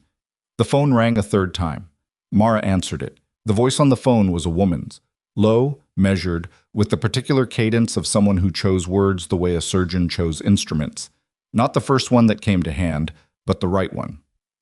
Specialist Sutton, the voice said. Nobody had called her that in 4 years. The rank was technically outdated. She'd been promoted twice in her final year and then separated, and the paperwork had never quite caught up to itself. But the woman using it was doing so deliberately, the way people used a name from a shared history to establish that the history was real and present and not forgotten. This is Colonel Adele Wren, the voice said. I ran the K9 recovery program at Fort Dillard from 2018 to 2022. I believe you know the program I'm referring to. Yes, ma'am, Mara said. I'm calling because I received a briefing this evening from 2 federal agents regarding events at your current facility. That briefing included your name, your actions, and a detailed account of Kodiak's response to your presence. A pause. I also received, as a courtesy copy, the after-action summary that Captain Vance filed at 1800 hours. The cool air from the entrance was still moving past Mara's left side. She shifted her weight against the threshold frame. I'm listening, she said. You should know that Fort Dillard's program records from 2019 to 2021 were under an administrative review that concluded 14 months ago. During that review, a number of personnel commendation files were assessed for reclassification. Yours was among them. Colonel Wren's voice did not change in register, which was how Mara knew this was the part that mattered. Your commendation for the K9 recovery work, specifically the citation for Kodiak's case and 4 others, was downgraded during that review. The downgrade was authorized at the facility level without the review board's full knowledge of the original case outcomes. Mara was quiet. The person who authorized the downgrade, Wren continued, was a lieutenant colonel who has since been separated from service under unrelated circumstances. What was not unrelated, as it turns out, is that the same lieutenant colonel had a secondary financial relationship with one of the shell companies currently under federal investigation in the equipment diversion case. The hospital corridor hummed with its own institutional sound, distant intercom, a cartwheel somewhere on an upper floor, the ventilation system doing its patient, continuous work. They buried my commendation, Mara said, because it was connected to a program that was connected to equipment they were stealing. The records indicate the downgrade was presented as a routine administrative decision. The rationale given was insufficient documentation. A beat. Your documentation was extensive. I wrote some of it myself. Mara closed her eyes for 2 seconds. Then she opened them. What happens now? She said. The review board has been reconvened. It will take approximately 3 weeks for the formal reinstatement process, but the outcome is not in question. Wren paused. I also want you to know that I've spoken with Captain Vance. His evaluation of Kodiak's status in light of today carries significant weight. I'll be submitting a supplementary assessment to the placement board by end of week. What kind of assessment? The kind, Colonel Wren said carefully, that asks the board to consider whether a dog who has been waiting 14 months for one specific person might be better served by a placement that acknowledges that fact. The words landed the way important things sometimes landed, not with impact, but with the particular quality of something settling into a space that had been prepared for it by a long time of waiting. Mara did not trust herself to respond to that directly. "Thank you for calling," she said. "Don't thank me. The record should have been correct from the beginning." Another pause, shorter, less formal. "You did good work today, specialist. You did good work then too. It should have been said." The call ended. Mara stood in the threshold for a long moment. Then she put her phone in her pocket and walked back into the hospital because she had 3 more patient checks and a morning that was going to require her to be rested. She slept 4 hours. This was not ideal, but it was not unusual. She had functioned on 4 hours before, in environments considerably less forgiving than a studio apartment in Caldwell, Ohio, where the primary sleep disruptions were a radiator that ticked in cold weather and her own mind, which had a habit of running inventory at 3 a.m., like an overnight shift nurse who didn't know how to clock out.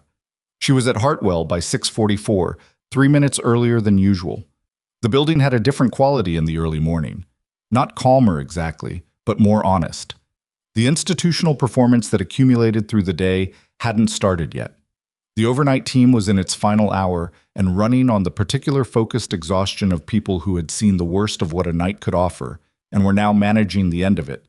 She did her pre-shift check, confirmed the status of her patients, found Bay 7's veteran sleeping with his numbers steady and his drain output exactly where it should be. She updated the handoff notes with the specificity she always brought to handoff notes.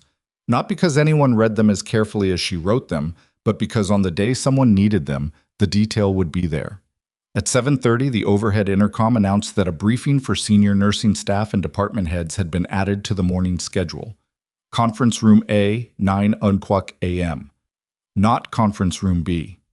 Conference Room A was the one with the full table, the wall-mounted screen, the chairs that matched. It was the room the administration used when it wanted the meeting to look like something. Mara heard the announcement from the corridor outside Bay 3 and continued what she was doing, which was reviewing a medication reconciliation for a new overnight admission.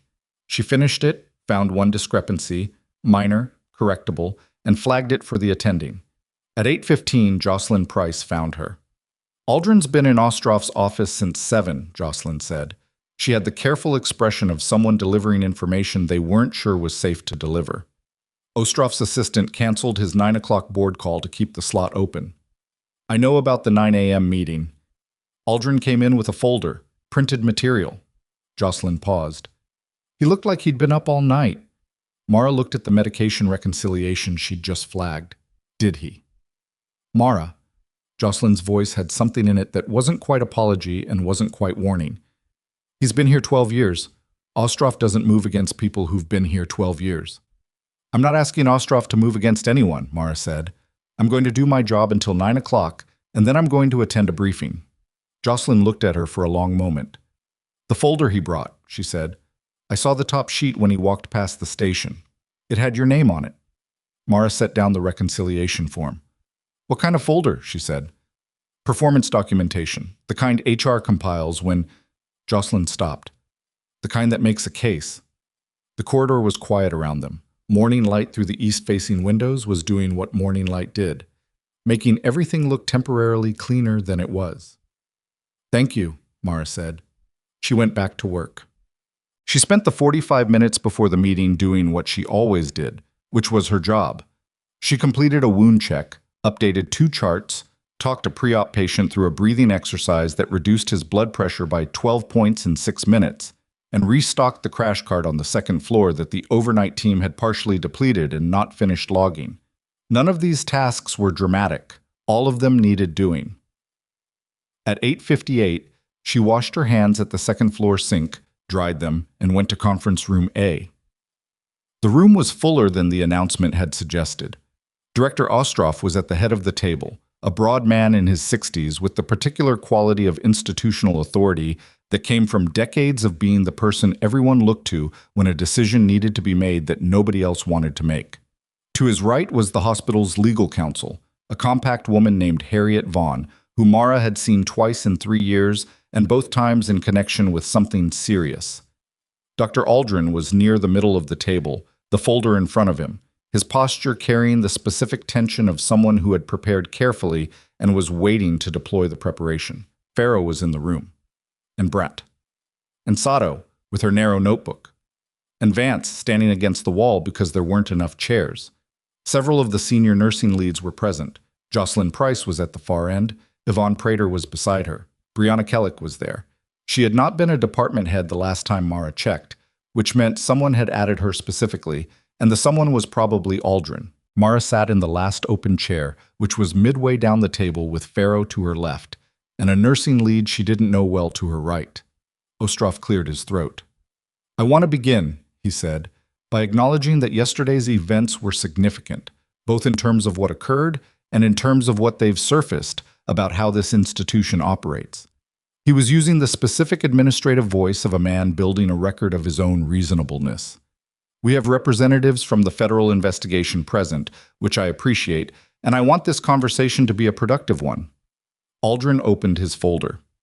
"Director," he said, "before we discuss the federal matter, I think it's important that we address the procedural context. Yesterday morning, an incident occurred involving unauthorized access to a restricted patient area by unsecured military animals. I filed an incident report at the time." He put a document on the table and slid it toward Ostroff. "I also want to note that the staff member whose involvement appears central to yesterday's events does not have clearance to access restricted federal operations, and the question of how a civilian nurse came to be present on the 4th floor during an active federal operation is one that deserves—" "The civilian nurse," Farrow said, "was present on the 4th floor because she identified a gap in our coverage and filled it. The subject would have been reached before our team without her intervention." He said it with the exact flatness of someone who had anticipated this conversation and had no patience for the warm-up. "That is in the after-action report, which I understand you've received, Director." Ostroff looked at the after-action report in front of him. "I have. The incident report filed by Dr. Aldrin this morning." Farrow picked up the document Aldrin had slid toward Ostroff and turned it so the date stamp was visible. "Was filed at 7:43 a.m. today." After the after-action was submitted, after the federal briefing to this administration last night. He set it down. "I want to be clear about the sequence." Aldrin's jaw moved. "The incident report addresses a separate matter. The handling of the animals this morning was—" "Captain Vance," Farrow said. Vance pushed off the wall. "The K9 unit maintained full operational control throughout the entirety of yesterday's events," he said. He did not raise his voice. He did not adjust his posture.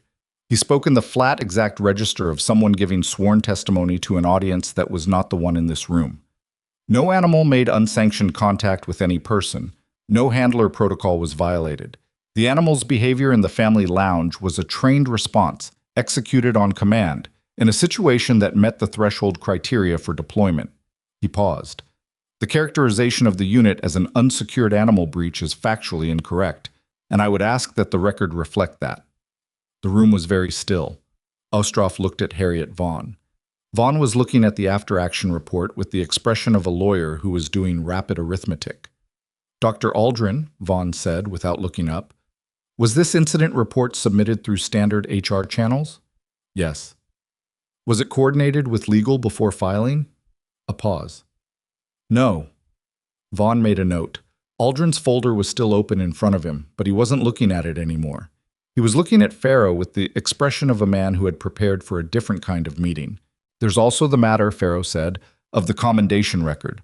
Mara had not expected him to go there in this room. She had thought it was a separate conversation, federal, administrative, happening at a distance from Hartwell. She kept her face level.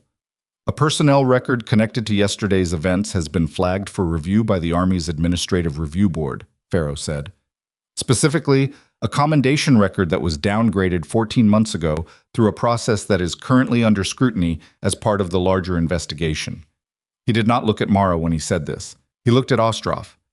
"The same investigation that brought us to this facility, The same investigation in which yesterday's attempted breach was an action taken to protect a cooperative witness. He paused.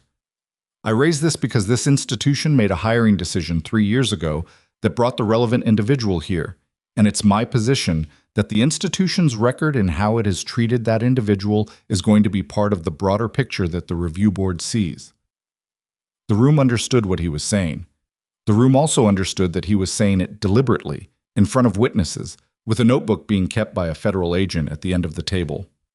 Ostroff looked at Mara for the first time since the meeting began, not with the evaluative blankness he usually aimed at lower-level staff, but with something more like the expression of a man who was trying to work out how many different ways he had gotten something wrong. Aldrin closed his folder. The meeting lasted another 40 minutes, but the shape of it had been determined in the first 15. What emerged, by the time Ostroff called it to a close, was not a verdict. Institutional meetings rarely produce those, but something that functioned like one. The incident report would be reviewed and revised in consultation with legal. The K9 units after action would be entered into the hospital's official record. A formal letter of recognition would be drafted and submitted to the federal investigation team for inclusion in its documentation. And Mara Sutton would be formally notified that her personnel file was being reviewed by hospital administration for a commendation assessment. This last part Ostroff announced with the particular careful diction of someone who had decided that being on the right side of a thing required articulating it out loud and in front of witnesses. Aldrin said nothing during the last 20 minutes of the meeting. He left before it formally concluded, a decision that was noted by everyone in the room and commented on by no one, and Mara watched him go with the experience of someone who had seen that particular kind of departure before. Not a defeat, exactly. Not yet. But the beginning of the specific understanding that comes when a person realizes the architecture of their position has been compromised and that rebuilding it is going to require a different kind of effort than defending it. After the room cleared, Vance appeared beside her. "How are you doing?" he said. "Fine." He gave her the look of someone who is choosing not to argue with an obvious understatement. Farrow didn't plan to bring the commendation into the room. He made that call this morning. Why? Because Aldrin's folder was already in Ostroff's office at 7 a.m., Vance said. Farrow found out about it at 7:15. He looked at her steadily. He thought you should know that. She thought about Farrow's flat, prepared voice in that room. The way he had turned the incident report so the timestamp was visible. I'll need to thank him, she said. He'd probably prefer you didn't. He doesn't like being thanked for things he considers basic. I can respect that. Vance almost smiled. I thought you might. The day that followed was not a triumph. It was a Tuesday. There were patients who needed attention and documentation that needed completing, and the ordinary accumulation of work that a hospital generated regardless of what had happened the day before. Mara did the work. She was aware that people were looking at her differently. Not just Jocelyn and Yvonne who had been in the room, but people further out in the hospital's social network, who had received the information secondhand and were processing it through whatever framework they applied to stories about colleagues they had underestimated. She did not perform anything for them. She was aware that there was a version of this day in which she moved through the halls with the quiet satisfaction of vindication, and she was aware that she did not feel that version. What she felt was something more mundane and more durable, the particular steadiness of a person who had done what the situation required and was now returning to what the days required, which was the same thing it had always been. At 11:40, she passed the rehabilitation gym. Kodiak was visible through the window, lying near the east wall, in the same position he had been in yesterday afternoon. His eyes tracked to her through the glass immediately, which told her that he had been monitoring the corridor and had known she was coming before she came into view. He did not stand. He watched her with those attentive, patient eyes, and his tail moved once. She pressed her hand briefly to the glass. He put his nose against the other side of it. She kept walking. At 2:15, she was in the supply corridor near the east wing when Harriet Vaughn found her. The hospital's legal counsel was alone, which was not typical. Vaughn usually moved through the building with a purpose that created its own gravitational field, other people naturally falling into orbit. Alone, she was smaller and less ceremonial, and she had the expression of someone who had been doing arithmetic all morning and had arrived at a number she wanted to check against a second source. I wanted to speak to you privately, Vaughn said. Mara waited. The incident report Dr. Aldrin filed this morning, the second one, the one this morning, is going to be withdrawn. He's been advised. Vaughn paused. The original report from yesterday, the animal breach characterization, is going to be corrected in the institutional record. That process will take a few days, but it's going to happen. I understand. Vaughn looked at her with the specific expression of a lawyer who had more to say and was choosing the efficient path through it. I also want to be transparent with you about the commendation review that Director Ostroff announced this morning. The hospital has a process for this, and that process takes time, but I've been asked to facilitate it, and I intend to. By who? Mara said. Director Ostroff asked me directly. Vaughn paused. I think he's aware that the institution has some catching up to do, and I think he'd like to do it before the federal documentation is finalized. Mara looked at the supply corridor wall, the shelved inventory, the clipboards, the practical, unglamorous infrastructure of a functional hospital. I appreciate that, she said. I want to be honest with you, though. What matters to me most right now isn't the commendation. Vaughn waited. There's a military K9 placement decision being made in approximately 60 hours, Mara said. The outcome of that decision is connected to everything that happened in this building yesterday, and the institutional record of this hospital is going to be part of the picture the placement board sees. I want that record to be accurate. Vaughn held her gaze for a moment. I'll make sure the corrected record is submitted before the placement board's deadline, she said. Thank you. Vaughn left. Mara went back to work. It was Dr. Aldrin who found her at 4:30. She had not looked for him, and she had not avoided looking for him. And when he appeared in the doorway of Bay 7, where she was completing a pre-discharge assessment on the veteran who had spent 2 days threatening to leave and had finally, with some combination of improved numbers and exhaustion, made peace with staying long enough to be cleared, she registered his presence and finished what she was doing before she turned around. The veteran looked between them with the specific awareness of a person who had been in enough situations to read a room. I'll give you a minute, he said, and began investigating the television remote with great concentration. Mara stepped into the corridor. Aldrin was not carrying a folder. He had his hands in his coat pockets, which was not a posture she had seen on him before. He was a person who used his hands, who gestured with the authority of someone accustomed to rooms orienting toward them. Hands in pockets was a different configuration. I withdrew the report, he said. I heard. I want you to know that the original intent... He stopped. Something moved across his face. It doesn't matter what the original intent was. She waited. You were right about the antibiotic adjustment, he said. Day before yesterday. You were right, and I... He stopped again. The sentence had somewhere to go, and he was having difficulty getting it there, and she had spent enough time around people who found apology structurally difficult to recognize the specific friction of someone not practiced in it. I know, she said, not unkindly. That's not... He exhaled. I've been practicing medicine here for 12 years. I have a particular way of running my department that I believe in. And you have been, he paused, choosing, a consistent challenge to that, in ways I responded to badly. She looked at him. He was 51 years old, and he had put his name on a document that mischaracterized a trained military unit and a nurse who had spent the previous afternoon preventing the murder of a federal witness. And he knew that, and the knowing of it was visible on him in the way that some kinds of knowledge are visible on people when they are too tired to manage the expression of it. I'm not interested in your department, she said. I'm interested in the patients. She paused. If those two things are compatible, I don't have a problem with you. Aldrin looked at her for a long moment. He nodded once. Then he walked away down the corridor, and she watched him go. And what she felt was not the satisfaction of winning, but the more complicated thing. The particular flatness of a conflict that had ended without resolution, only the partial clearing that came when someone stopped pushing and the pressure went somewhere else. She went back to Bay 7. All clear? The veteran said. All clear, she said. Cool. At 6:30, 20 minutes before the end of her shift, Farrow appeared at the nursing station. He did not look like a man who had come to deliver good news, but he also did not look like a man who had come to deliver the other kind. He looked like someone who had been moving at operational pace for 30 hours and had one more thing to say before he could stop. The two in custody, he said when she reached him. They've been processed and transferred. The woman had a full communication record on her phone, Encrypted, but we had the keys within 4 hours of her arrest. It's clean. It closes the loop on the network we've been mapping. Good, Mara said. The protected witness gave his preliminary statement this afternoon. Full cooperation. The testimony is going to hold. He paused. The case is going to trial. She nodded. Farrow looked at her with the expression of a man who was measuring what he was about to say against some internal standard.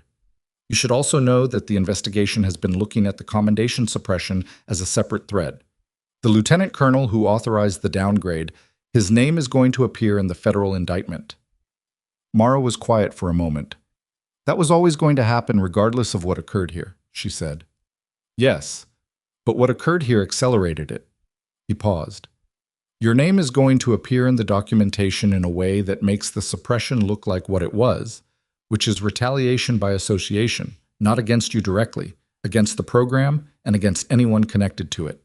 She understood what he was telling her, that the thing done to her record had not been administrative indifference.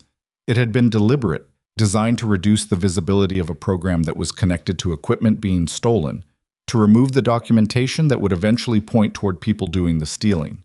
She had been erased as a side effect of a crime. How long has this been in the investigation file? She said. About 8 months, Farrow said. We knew about the suppression before we knew about you specifically. We didn't know you were here until the K9 unit was assigned to this facility. Mara looked at the nursing station.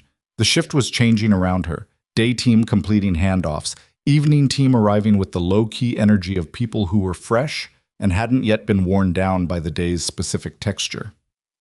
Farrow, she said. He waited. Was this facility chosen for the K9 staging, she said, because of the protected witness? Or was there another reason? The question had been sitting in her since the conference room. She had not asked it because there had always been something more immediate to attend to, and because she wasn't sure she wanted the answer, and because she was aware that those two things were the same reason in different words. Farrow looked at her. He was a careful man, and careful men did not answer quickly the questions they had anticipated being asked. The facility was chosen, he said, because it met the operational criteria for the K9 evaluation. Verified veteran care designation, sufficient secure space, proximity to the federal staging point for the protection detail. He paused. Caldwell was on the list of qualifying facilities. It moved to the top of the list 6 weeks ago when the case team cross-referenced facility staff against program records. The evening nursing team was moving around them. An intercom announced a routine page. The hospital did what it did. They found my name, Mara said. They found your name, Farrow confirmed. She stood with that. And nobody told me, she said. The operation required, I understand why. She cut it off, not harshly, but cleanly. I understand the operational rationale. I'm not saying it was wrong. She paused. I'm saying that I came to work on Monday morning to do my job. And there were people in this building who knew things about my own history that I didn't know they knew, and I would have liked to have had that information. Farrow did not apologize. She hadn't expected him to. He was a person who operated inside systems that required certain things to remain undisclosed, and an apology would have been an acknowledgement that the system had failed, which was not a conclusion he would draw in a hospital corridor. What he said instead was, "That's fair." 2 words. She would take them. "There's one more thing," he said. He reached into his coat and produced a document, 1 page, folded twice. He set it on the nursing station counter. "This arrived at our field office this afternoon. It's addressed to you, forwarded through the federal channel because the sender wanted to ensure it reached you before the placement board met." She looked at the document, then at him. "It's from the program at Fort Delard," he said. "Colonel Wren's office." He left without further explanation, which was a quality she had come to associate with him, and had come to find, if not quite warmth, then something in the register of professional respect. She picked up the document. She unfolded it. It was a single page on official Army letterhead, the kind of paper that had weight to it, not from thickness, but from what its format signified. She read it once, quickly, the way she read anything that mattered, absorbing the structure first, then the content, then returning to the specific words that needed sitting with. It was a preliminary reinstatement notice. Her commendation, the one filed in 2021, the one that had been suppressed, the one that documented 5 specific cases, including a dog named Kodiak and 4 others, had been reinstated to its original classification as of that afternoon. The formal paperwork would follow within 3 weeks. She read the second paragraph. The second paragraph was shorter. It said that the placement board for the K9 unit currently staged at Hartwell Veterans Medical Center had received a supplementary recommendation from Colonel Wren and Captain Vance, filed jointly at 1400 hours, recommending a non-standard placement arrangement for Kodiak, a permanent civilian handler arrangement with a qualified individual who had existing case history with the animal. The board had agreed to review this recommendation as a priority item. A decision was expected within 24 hours. Mara read it a second time. The evening shift was fully in motion around her. Bay 7's veteran was being processed for discharge tomorrow morning. Bay 9's patient was stable, and her daughter had gone home to sleep for the first time in 3 days. The crash cart on the second floor was fully stocked. The wound care inventory discrepancy had been flagged and corrected. She folded the document and put it in her breast pocket. She went to the east window at the end of the corridor, a narrow window that looked toward the wing where the rehabilitation gym was, and through which, if the angle was right, she could see the light from the gym's interior casting a rectangle onto the paved service path below. The light was on, which meant they were still there. She stood at the window for 2 minutes, which was the amount of time she permitted herself before she recognized it as delay, and returned to the shift. She had turned back toward the nursing station when her phone buzzed. Vance. A text, not a call. She read it. It was 4 words. Board moved the meeting. She stared at it. Then a second message.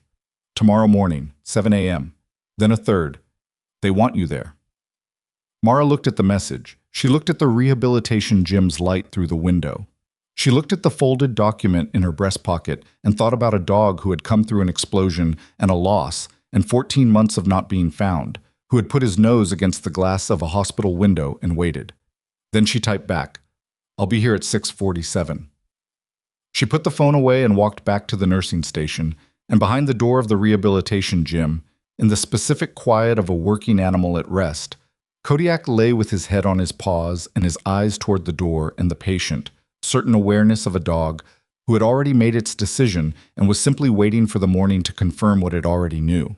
And in the administrative wing of Hartwell Veterans Medical Center, Director Gerald Ostroff was reading a document that Harriet Vaughn had placed on his desk at 5:15 that afternoon, a summary of the federal investigation's findings as they related to his institution, the personnel record suppression, and the specific recommendations of the after-action team regarding institutional conduct going forward. At the bottom of the document, in the section marked Personnel Actions Recommended, there were 2 names. One of them was Mara Sutton's, with a notation beside it that read, "Formal Institutional Commendation, Expedited." The other name, Aldrin's, had a different notation. Ostroff read it twice. Then he picked up his phone and called Harriet Vaughn. Vaughn picked up on the second ring, which told Ostroff she had been expecting the call. "The notation on Aldrin," he said, without preamble. "Walk me through what this means practically." "It means," Vaughn said, "that the federal investigation has documented a pattern in which his incident reports were used in ways that appear coordinated with the personnel record suppression, not by him directly, but in ways that benefited the same institutional outcome. The notation is a recommendation, not a finding, but the recommendation carries weight." "What kind of weight?" "The kind that, if we don't act on it independently, becomes evidence that the institution was aware and passive." A pause. "Gerald, the federal documentation is going to be public record once the case goes to trial. What's in it about this facility is going to be readable by anyone." Ostroff sat with that. He had been a hospital director for 19 years. He had navigated board disputes, malpractice claims, funding crises, and 2 accreditation reviews. He had developed, over those 19 years, a particular skill for identifying the moment when a situation had moved past the point where it could be managed and had entered the territory where it could only be responded to, and the response and its timing would define what came after. He was in that territory now. "What do I need to do?" he said. "Tomorrow morning," Vaughn said, "before the placement board meeting. We need to have a conversation with Aldrin that is documented and witnessed." Another pause. "And I need you to authorize the expedited commendation for Sutton tonight, so the paperwork is in the federal file before 7 a.m. Tonight." Tonight, Vaughn confirmed. Ostroff looked at the document on his desk, at the two names in the Personnel Actions Recommended section, at the notation beside the second one. He picked up his pen.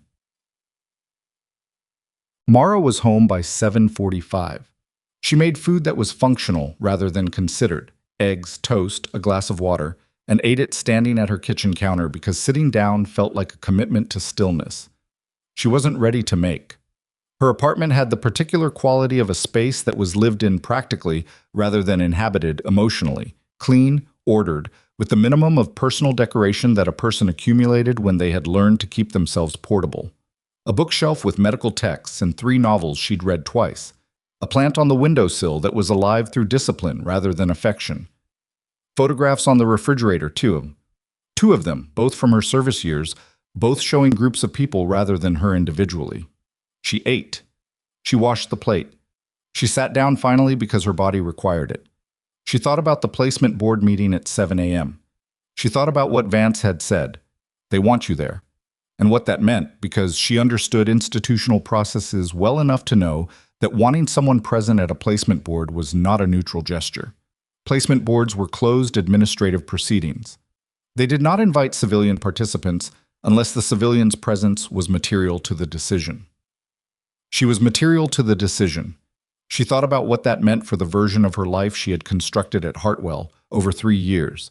The careful, contained version, with its early arrivals and its silent corrections and its practiced invisibility.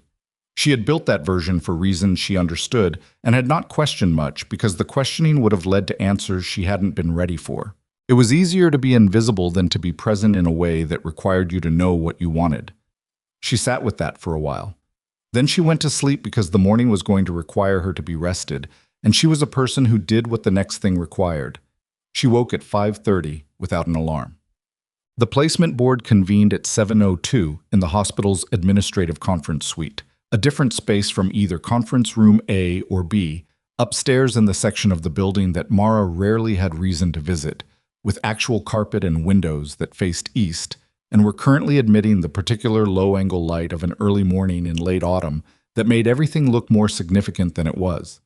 There were 6 people at the table, 2 Army officers she hadn't met, a major named Castillo and a lieutenant colonel named Dries, who ran the K9 placement program out of the regional command, sat at the far end. Colonel Wren was present via video link on a mounted screen, her face composed and direct in the specific way of someone who had been in video briefings for 20 years and had no residual self-consciousness about them. Vance was to the right of the Army officers. Farrow was there as a federal observer. And Mara was at the near end of the table, in the chair that had been set out specifically for her, which was not at the head and was not at the foot but was positioned so that she could see everyone and everyone could see her. Kodiak was in the room. He was at the east wall with Hollis, in a formal rest position, and his eyes had tracked to Mara the moment she came through the door and had not moved since. Lieutenant Colonel Dries opened the session. This board has been convened to determine final placement status for K9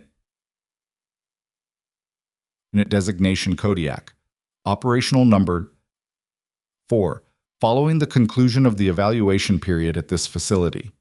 He spoke with the specific efficiency of someone managing a process that had a required form. The standard evaluation found the animal fit for continued operational duty on physical metrics and responsive to basic command protocols. The non-standard finding, which is what's brought us to this configuration, is the animal's selective bonding response and its bearing on long-term operational viability. He looked at the papers in front of him. Captain Vance and Colonel Wren have submitted a joint recommendation. I've reviewed it. I want to hear from the relevant parties before we finalize. Mara Sutton, Colonel Wren said from the screen.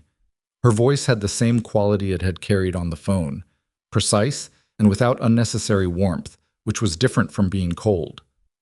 I want to formally note for the board's record that the personnel documentation connected to your work at Fort Dellard has been reinstated.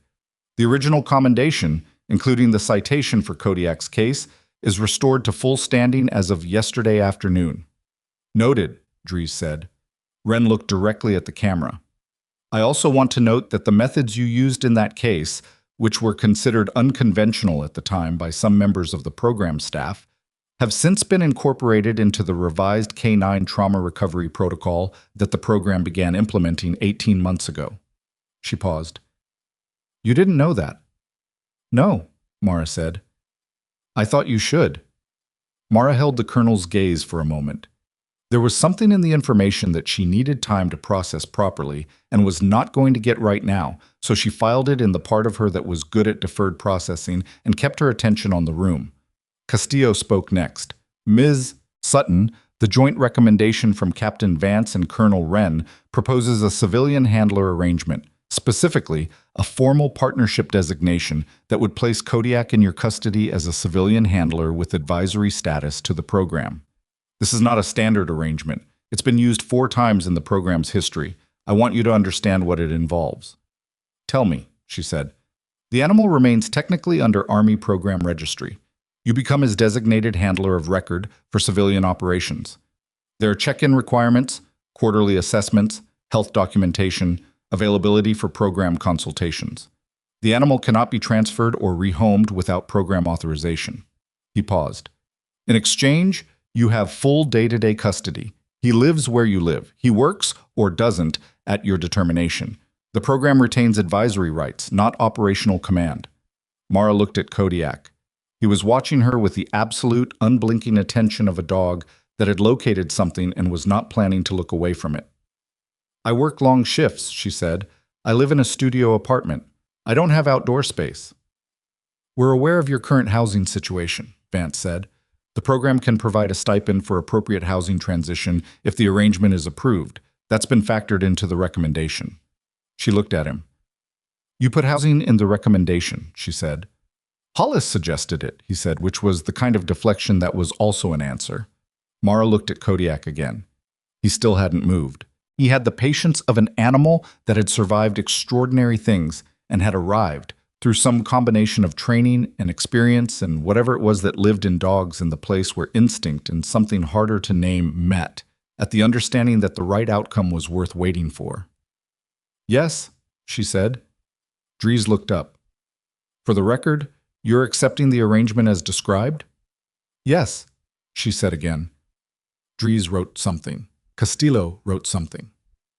Wren, on the screen, did not write anything, but her expression shifted in the minimal way of someone who had expected this answer and was satisfied to have received it. Vance looked at Hollis. Hollis unclipped Kodiak's lead. The dog did not rush. He crossed the room at a walk, measured, deliberate, the walk of an animal that had earned the right to take its time. And he stopped in front of Mara and stood there looking at her, and she put her hand on his head, and he leaned into it with the full weight of something that had been waiting a very long time to be set down somewhere safe. The board members continued their documentation. Nobody commented on what was happening at the near end of the table. Some things were better processed after the meeting. Aldrin's meeting with Ostroff and Vaughn happened at 8:30 a.m. in Ostroff's office, with the door closed and the assistant instructed to hold calls. Mara was not present. She was 3 floors below doing her job, which was where she had been and where she intended to remain. What she learned about it came from Jocelyn Price at 11:15, who had it from the nursing director, who had been formally notified as part of the administrative procedure. Dr. Marcus Aldrin had been placed on a formal performance review, a documented, witnessed, HR-filed process that would remain in his personnel record regardless of outcome. The incident report from yesterday morning, the one filed at 7:43 with her name on it, had been formally retracted and replaced with a corrected version. Additionally, the pattern of undocumented verbal conduct toward nursing staff, a pattern that had existed for 6 years and that multiple nurses had flagged informally without receiving a formal response, was being reviewed by a committee that Ostroff had convened that morning. He had not been fired. He was not facing criminal liability. He was a doctor in a hospital who had spent 12 years accruing authority and had used some of it badly, and the consequence was a formal process that would take time and would produce a documented record and would mean that the next person he dismissed without cause would have a cleaner path to accountability than the ones before them. It was not satisfying in the way that clean endings were satisfying in the stories people told about justice. It was the actual, imperfect, institutional version of accountability, which moved slower than it should, and arrived with more paperwork than dignity and left the person holding the outcome with something more complicated than relief. Mara accepted it for what it was. "How are you feeling?" Jocelyn said. "About which part?" "Any of it, all of it." Mara thought about the honest answer.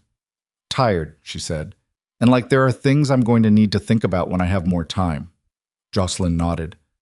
"For what it's worth," she said, "I should have said something earlier about the way things were here, the way you were, the way some of us treated you." She stopped, started differently. "I didn't, that's mine to carry." Mara looked at her. Jocelyn was not a person who made these kinds of statements easily.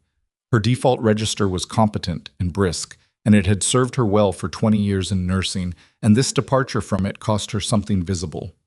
"You helped me with the handoffs yesterday," Mara said. "When I needed coverage. You didn't hesitate."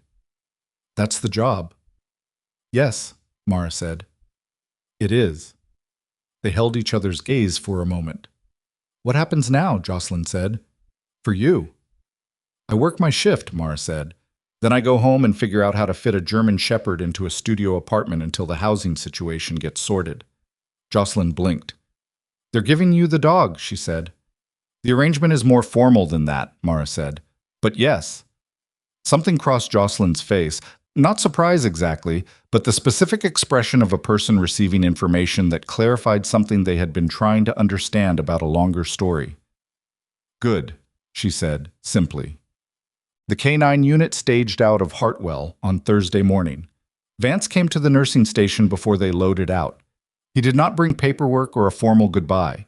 He came the way someone came when they wanted to say something and had not worked out the exact words yet, which was not a state Mara associated with him. "The after action is filed," he said. "It goes to the review board next week. Your section is complete and accurate." "I know. Pharaoh sent me a copy." "He did?" "Not a question. He doesn't usually do that. He said it was so I could correct anything factually wrong." Vance looked at her with the expression of someone who understood what Pharaoh's actual reason had been and was choosing not to say so. "Is there anything you want corrected?" "No." He nodded. "The lieutenant colonel, the one who authorized the commendation suppression, his name appears in the federal indictment that was filed yesterday evening. 14 counts. He paused. "I thought you'd want to know." She had already read the headline on her phone at 6:30 that morning, in the parking structure before she came in. She had sat with it for 3 minutes in the dark and the cold, reading the names and the counts, and the particular dry language of a federal indictment that reduced 4 years of someone else's crime into numbered paragraphs. And she had felt the particular thing that she had known she would feel and that she had not been able to prepare for fully, which was not triumph and was not relief, but was something closer to the experience of a pressure lifting that you had become so accustomed to that you had stopped registering it as pressure and had started registering it as normal. She had read it. She had gotten out of her car. She had gone to work. "I saw," she said. Vance put out his hand. She shook it. "The program is going to reach out in about 3 months," he said, "for the first quarterly assessment. It'll be informal. Hollis is doing most of the local follow-ups, and she's about 90 minutes from Caldwell." He held her hand a beat longer than a standard handshake. "You know how to reach me if something comes up before that." "Thank you," she said. "For the recommendation, for the housing piece, for—" She stopped, because the list was longer than the moment could hold. "You stayed beside a dog for 11 days, Vance said, "until he could sleep again." He let go of her hand. "I don't know what you think you did or didn't deserve, but the math on that isn't complicated." He left. She watched him go, and then she turned back to the nursing station, and the morning shift was fully in motion around her, and Bay 7 was prepping for discharge, and the wound care inventory had a restock request flagged, and there was a new admission in Bay 2 who needed a chart review. She went to Bay 2. The formal recognition ceremony happened 3 weeks later. It was not a large event.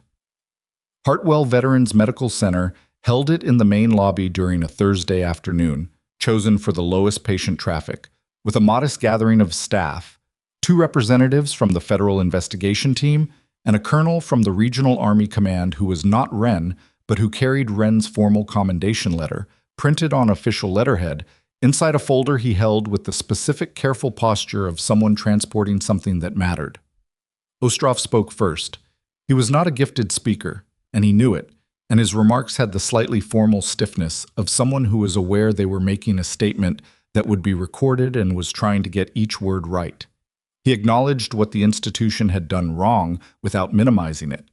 He acknowledged what Mara had done without performing gratitude for it. He acknowledged it as fact, which was the more honest register and the harder one.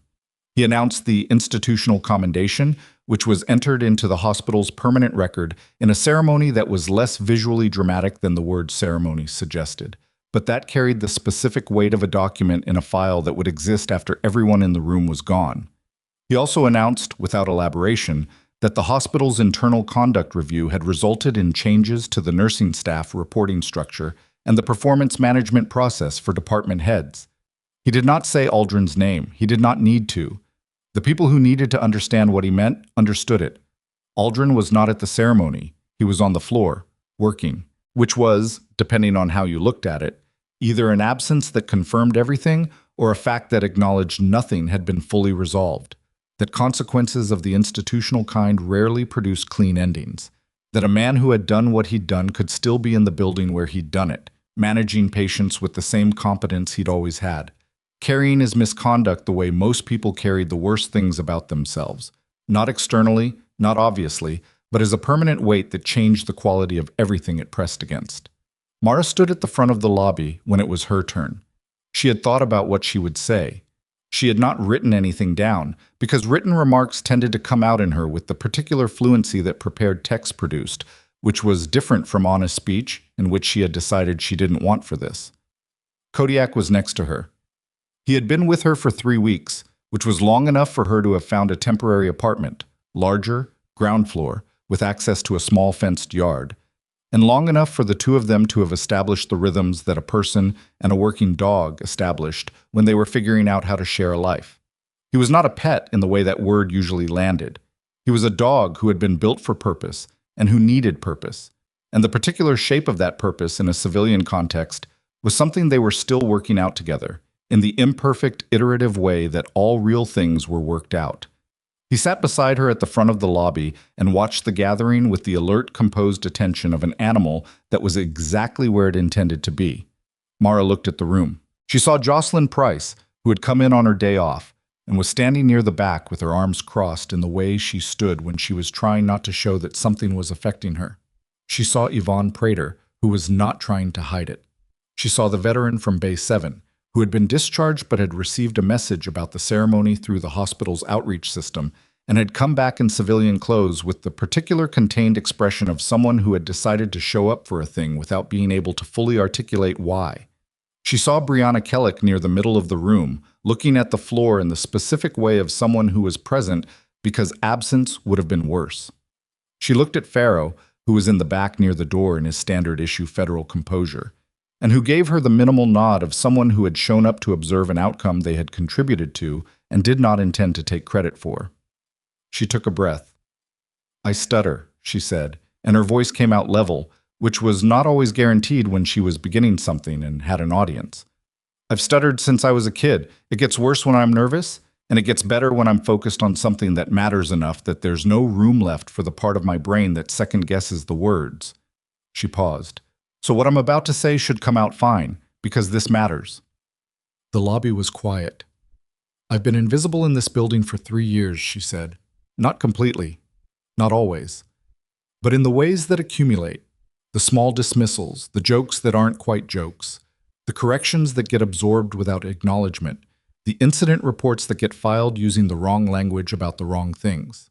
She was not performing anger. She was stating fact, the way she stated medication errors and wound measurements, because facts did not require drama to be significant. I'm not saying this to assign blame.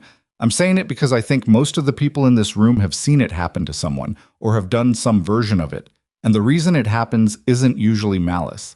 It's a story someone tells about a person early on, and then everyone uses that story instead of looking. She put her hand on Kodiak's head. "A dog looked," she said, which is either the most humbling thing I've ever experienced or a very specific kind of lesson about what looking actually requires. She paused. "I think it's both." A few people laughed, quietly, at that. I don't know what version of myself I'm going to be from here, she said. I know I'm going to keep doing the work I've always done, because the work is the part I've never doubted. But I think I'm done being the version that makes herself smaller to fit what a room expects. She stopped, started differently. Those dogs trusted me before anyone else did. They didn't do it because I was impressive or credentialed or loud. They did it because I stayed, because I showed up and kept showing up and didn't need them to be fixed in order to be worth sitting beside. She looked at the room. I think that's what I want to say. The staying is the thing, not the fixing. The lobby was quiet for a moment after she finished. Then the veteran from Bay 7 started clapping. He was not a man who emoted easily. She'd established that over 48 hours of his inpatient stay. And his clapping was not theatrical. It was deliberate, the specific applause of someone who had decided to do it rather than felt compelled. Others followed. The sound filled the lobby in the way that sound filled institutional spaces, imperfectly, with echoes and gaps, nothing like the movies. Kodiak's tail moved against the floor. She looked down at him, and he looked up at her, and she thought about 11 nights in a kennel corridor, sitting against a wall and talking in the quiet voice. And the 12th morning, when he'd finally pressed his head against her hand, and something in his body released the specific held tension that had been there since Helmand, and she had understood then, though she hadn't had words for it, that some broken things don't need to be fixed. They just need someone willing to stay until they remember that they were never as broken as they looked. Pharaoh found her afterward, near the lobby's east entrance, while the gathering was dispersing into the ordinary motion of a hospital afternoon. The trial date has been set, he said. 8 months. The witness is stable. The case is solid. You'll likely be contacted for a deposition, peripheral, related to the events here. Brant will be the contact. I know, she said. He already reached out. Pharaoh looked at Kodiak, who was sitting at Mara's side with the settled confidence of a dog that had resolved its primary question and was now comfortable with all subsequent ones. Good dog, Pharaoh said. It was the first thing she'd heard him say that wasn't operational. Yes, she said. Pharaoh nodded once and left. She stood in the lobby as the last of the gathering dispersed, and the lobby returned to its functional self. Patients moving through, a wheelchair navigating toward the elevator, a family at the information desk asking for directions to a floor they couldn't find. The institutional sound of a hospital afternoon reassembled itself around her, and she was in it the way she had always been in it. Present, attending, looking.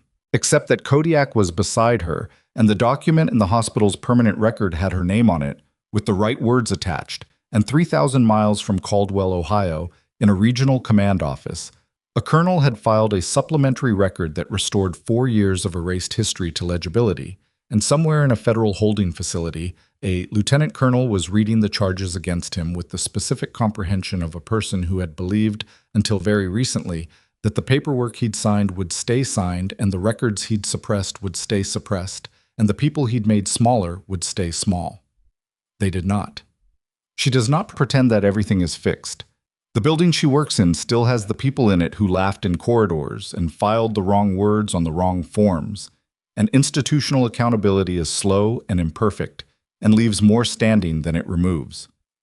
She has a dog with an Army registry number who needs structured purpose in a civilian life, which is an ongoing project without a guaranteed outcome. She has a stutter that will appear without warning in the middle of sentences that matter. And she has learned, finally, after 29 years, that this is not a defect in the signal. It is simply the speed at which the signal travels, which is its own speed and nobody else's. She has 3 years of corrections entered silently into records that other people took credit for. And she has the crash cart she stocked and the line she placed, and the 12 minutes at 3 a.m. when she sat beside a patient who was terrified and talked to him about nothing until his breathing changed. None of those things were seen, most of them still won't be. This is the part of the truth that easy stories about justice leave out, that most of what you do well, you do in the dark, and the recognition that arrives is never quite calibrated to the work, because recognition comes in events and the work comes in accumulated minutes, and those two things cannot be fully converted into each other. What she knows, what she carries forward, is this: the work is still the work. The staying is still the thing. The dog beside her spent 14 months looking for the right person. Not because the right person was the loudest or the fastest or the one who commanded the most authority in the room, but because the right person was the one who had been willing to sit with him in the difficult part and not require it to be over before it was ready to be over. She had done that once, and the record of it had been taken from her and then returned, and the thing itself, the 11 nights, the 12th morning, the specific moment of release, had never needed the record to be real. That is what they cannot take. Not the document, not the commendation, not the ceremony with its imperfect acoustics and its veteran from Bay 7 clapping with deliberate hands. Those things matter, and she accepts them for what they are. But underneath them, below the institutional layer of record and recognition and the particular relief of finally being seen, underneath all of it is the simpler thing that was always there. She knew what she had done. She knew it in the nights when nobody else knew it. She knew it in the corridor where she pressed her hand to a window and a dog put his nose against the other side. She knew it in the supply room and the stairwell in the corner of a family lounge on the 4th floor where she had put herself between a man and the thing that was coming for him without a plan for what came after. Not because she was certain, not because she was unafraid, but because the situation required it and she was the one who could see it. That knowing, unglamorous, unwitnessed, accumulated over years of doing the work that needed doing, regardless of who saw, was never something anyone could file into a suppression order. It was always hers. Kodiak presses his shoulder against her left leg as they walk out of the lobby into the afternoon, and she puts her hand on his back, and they cross the parking lot together in the specific, unhurried way of two beings who have each survived their own version of the long wait and have arrived, imperfectly and without guarantees, at the next thing. She does not know what it will ask of her. She does know she will stay for it. That is all.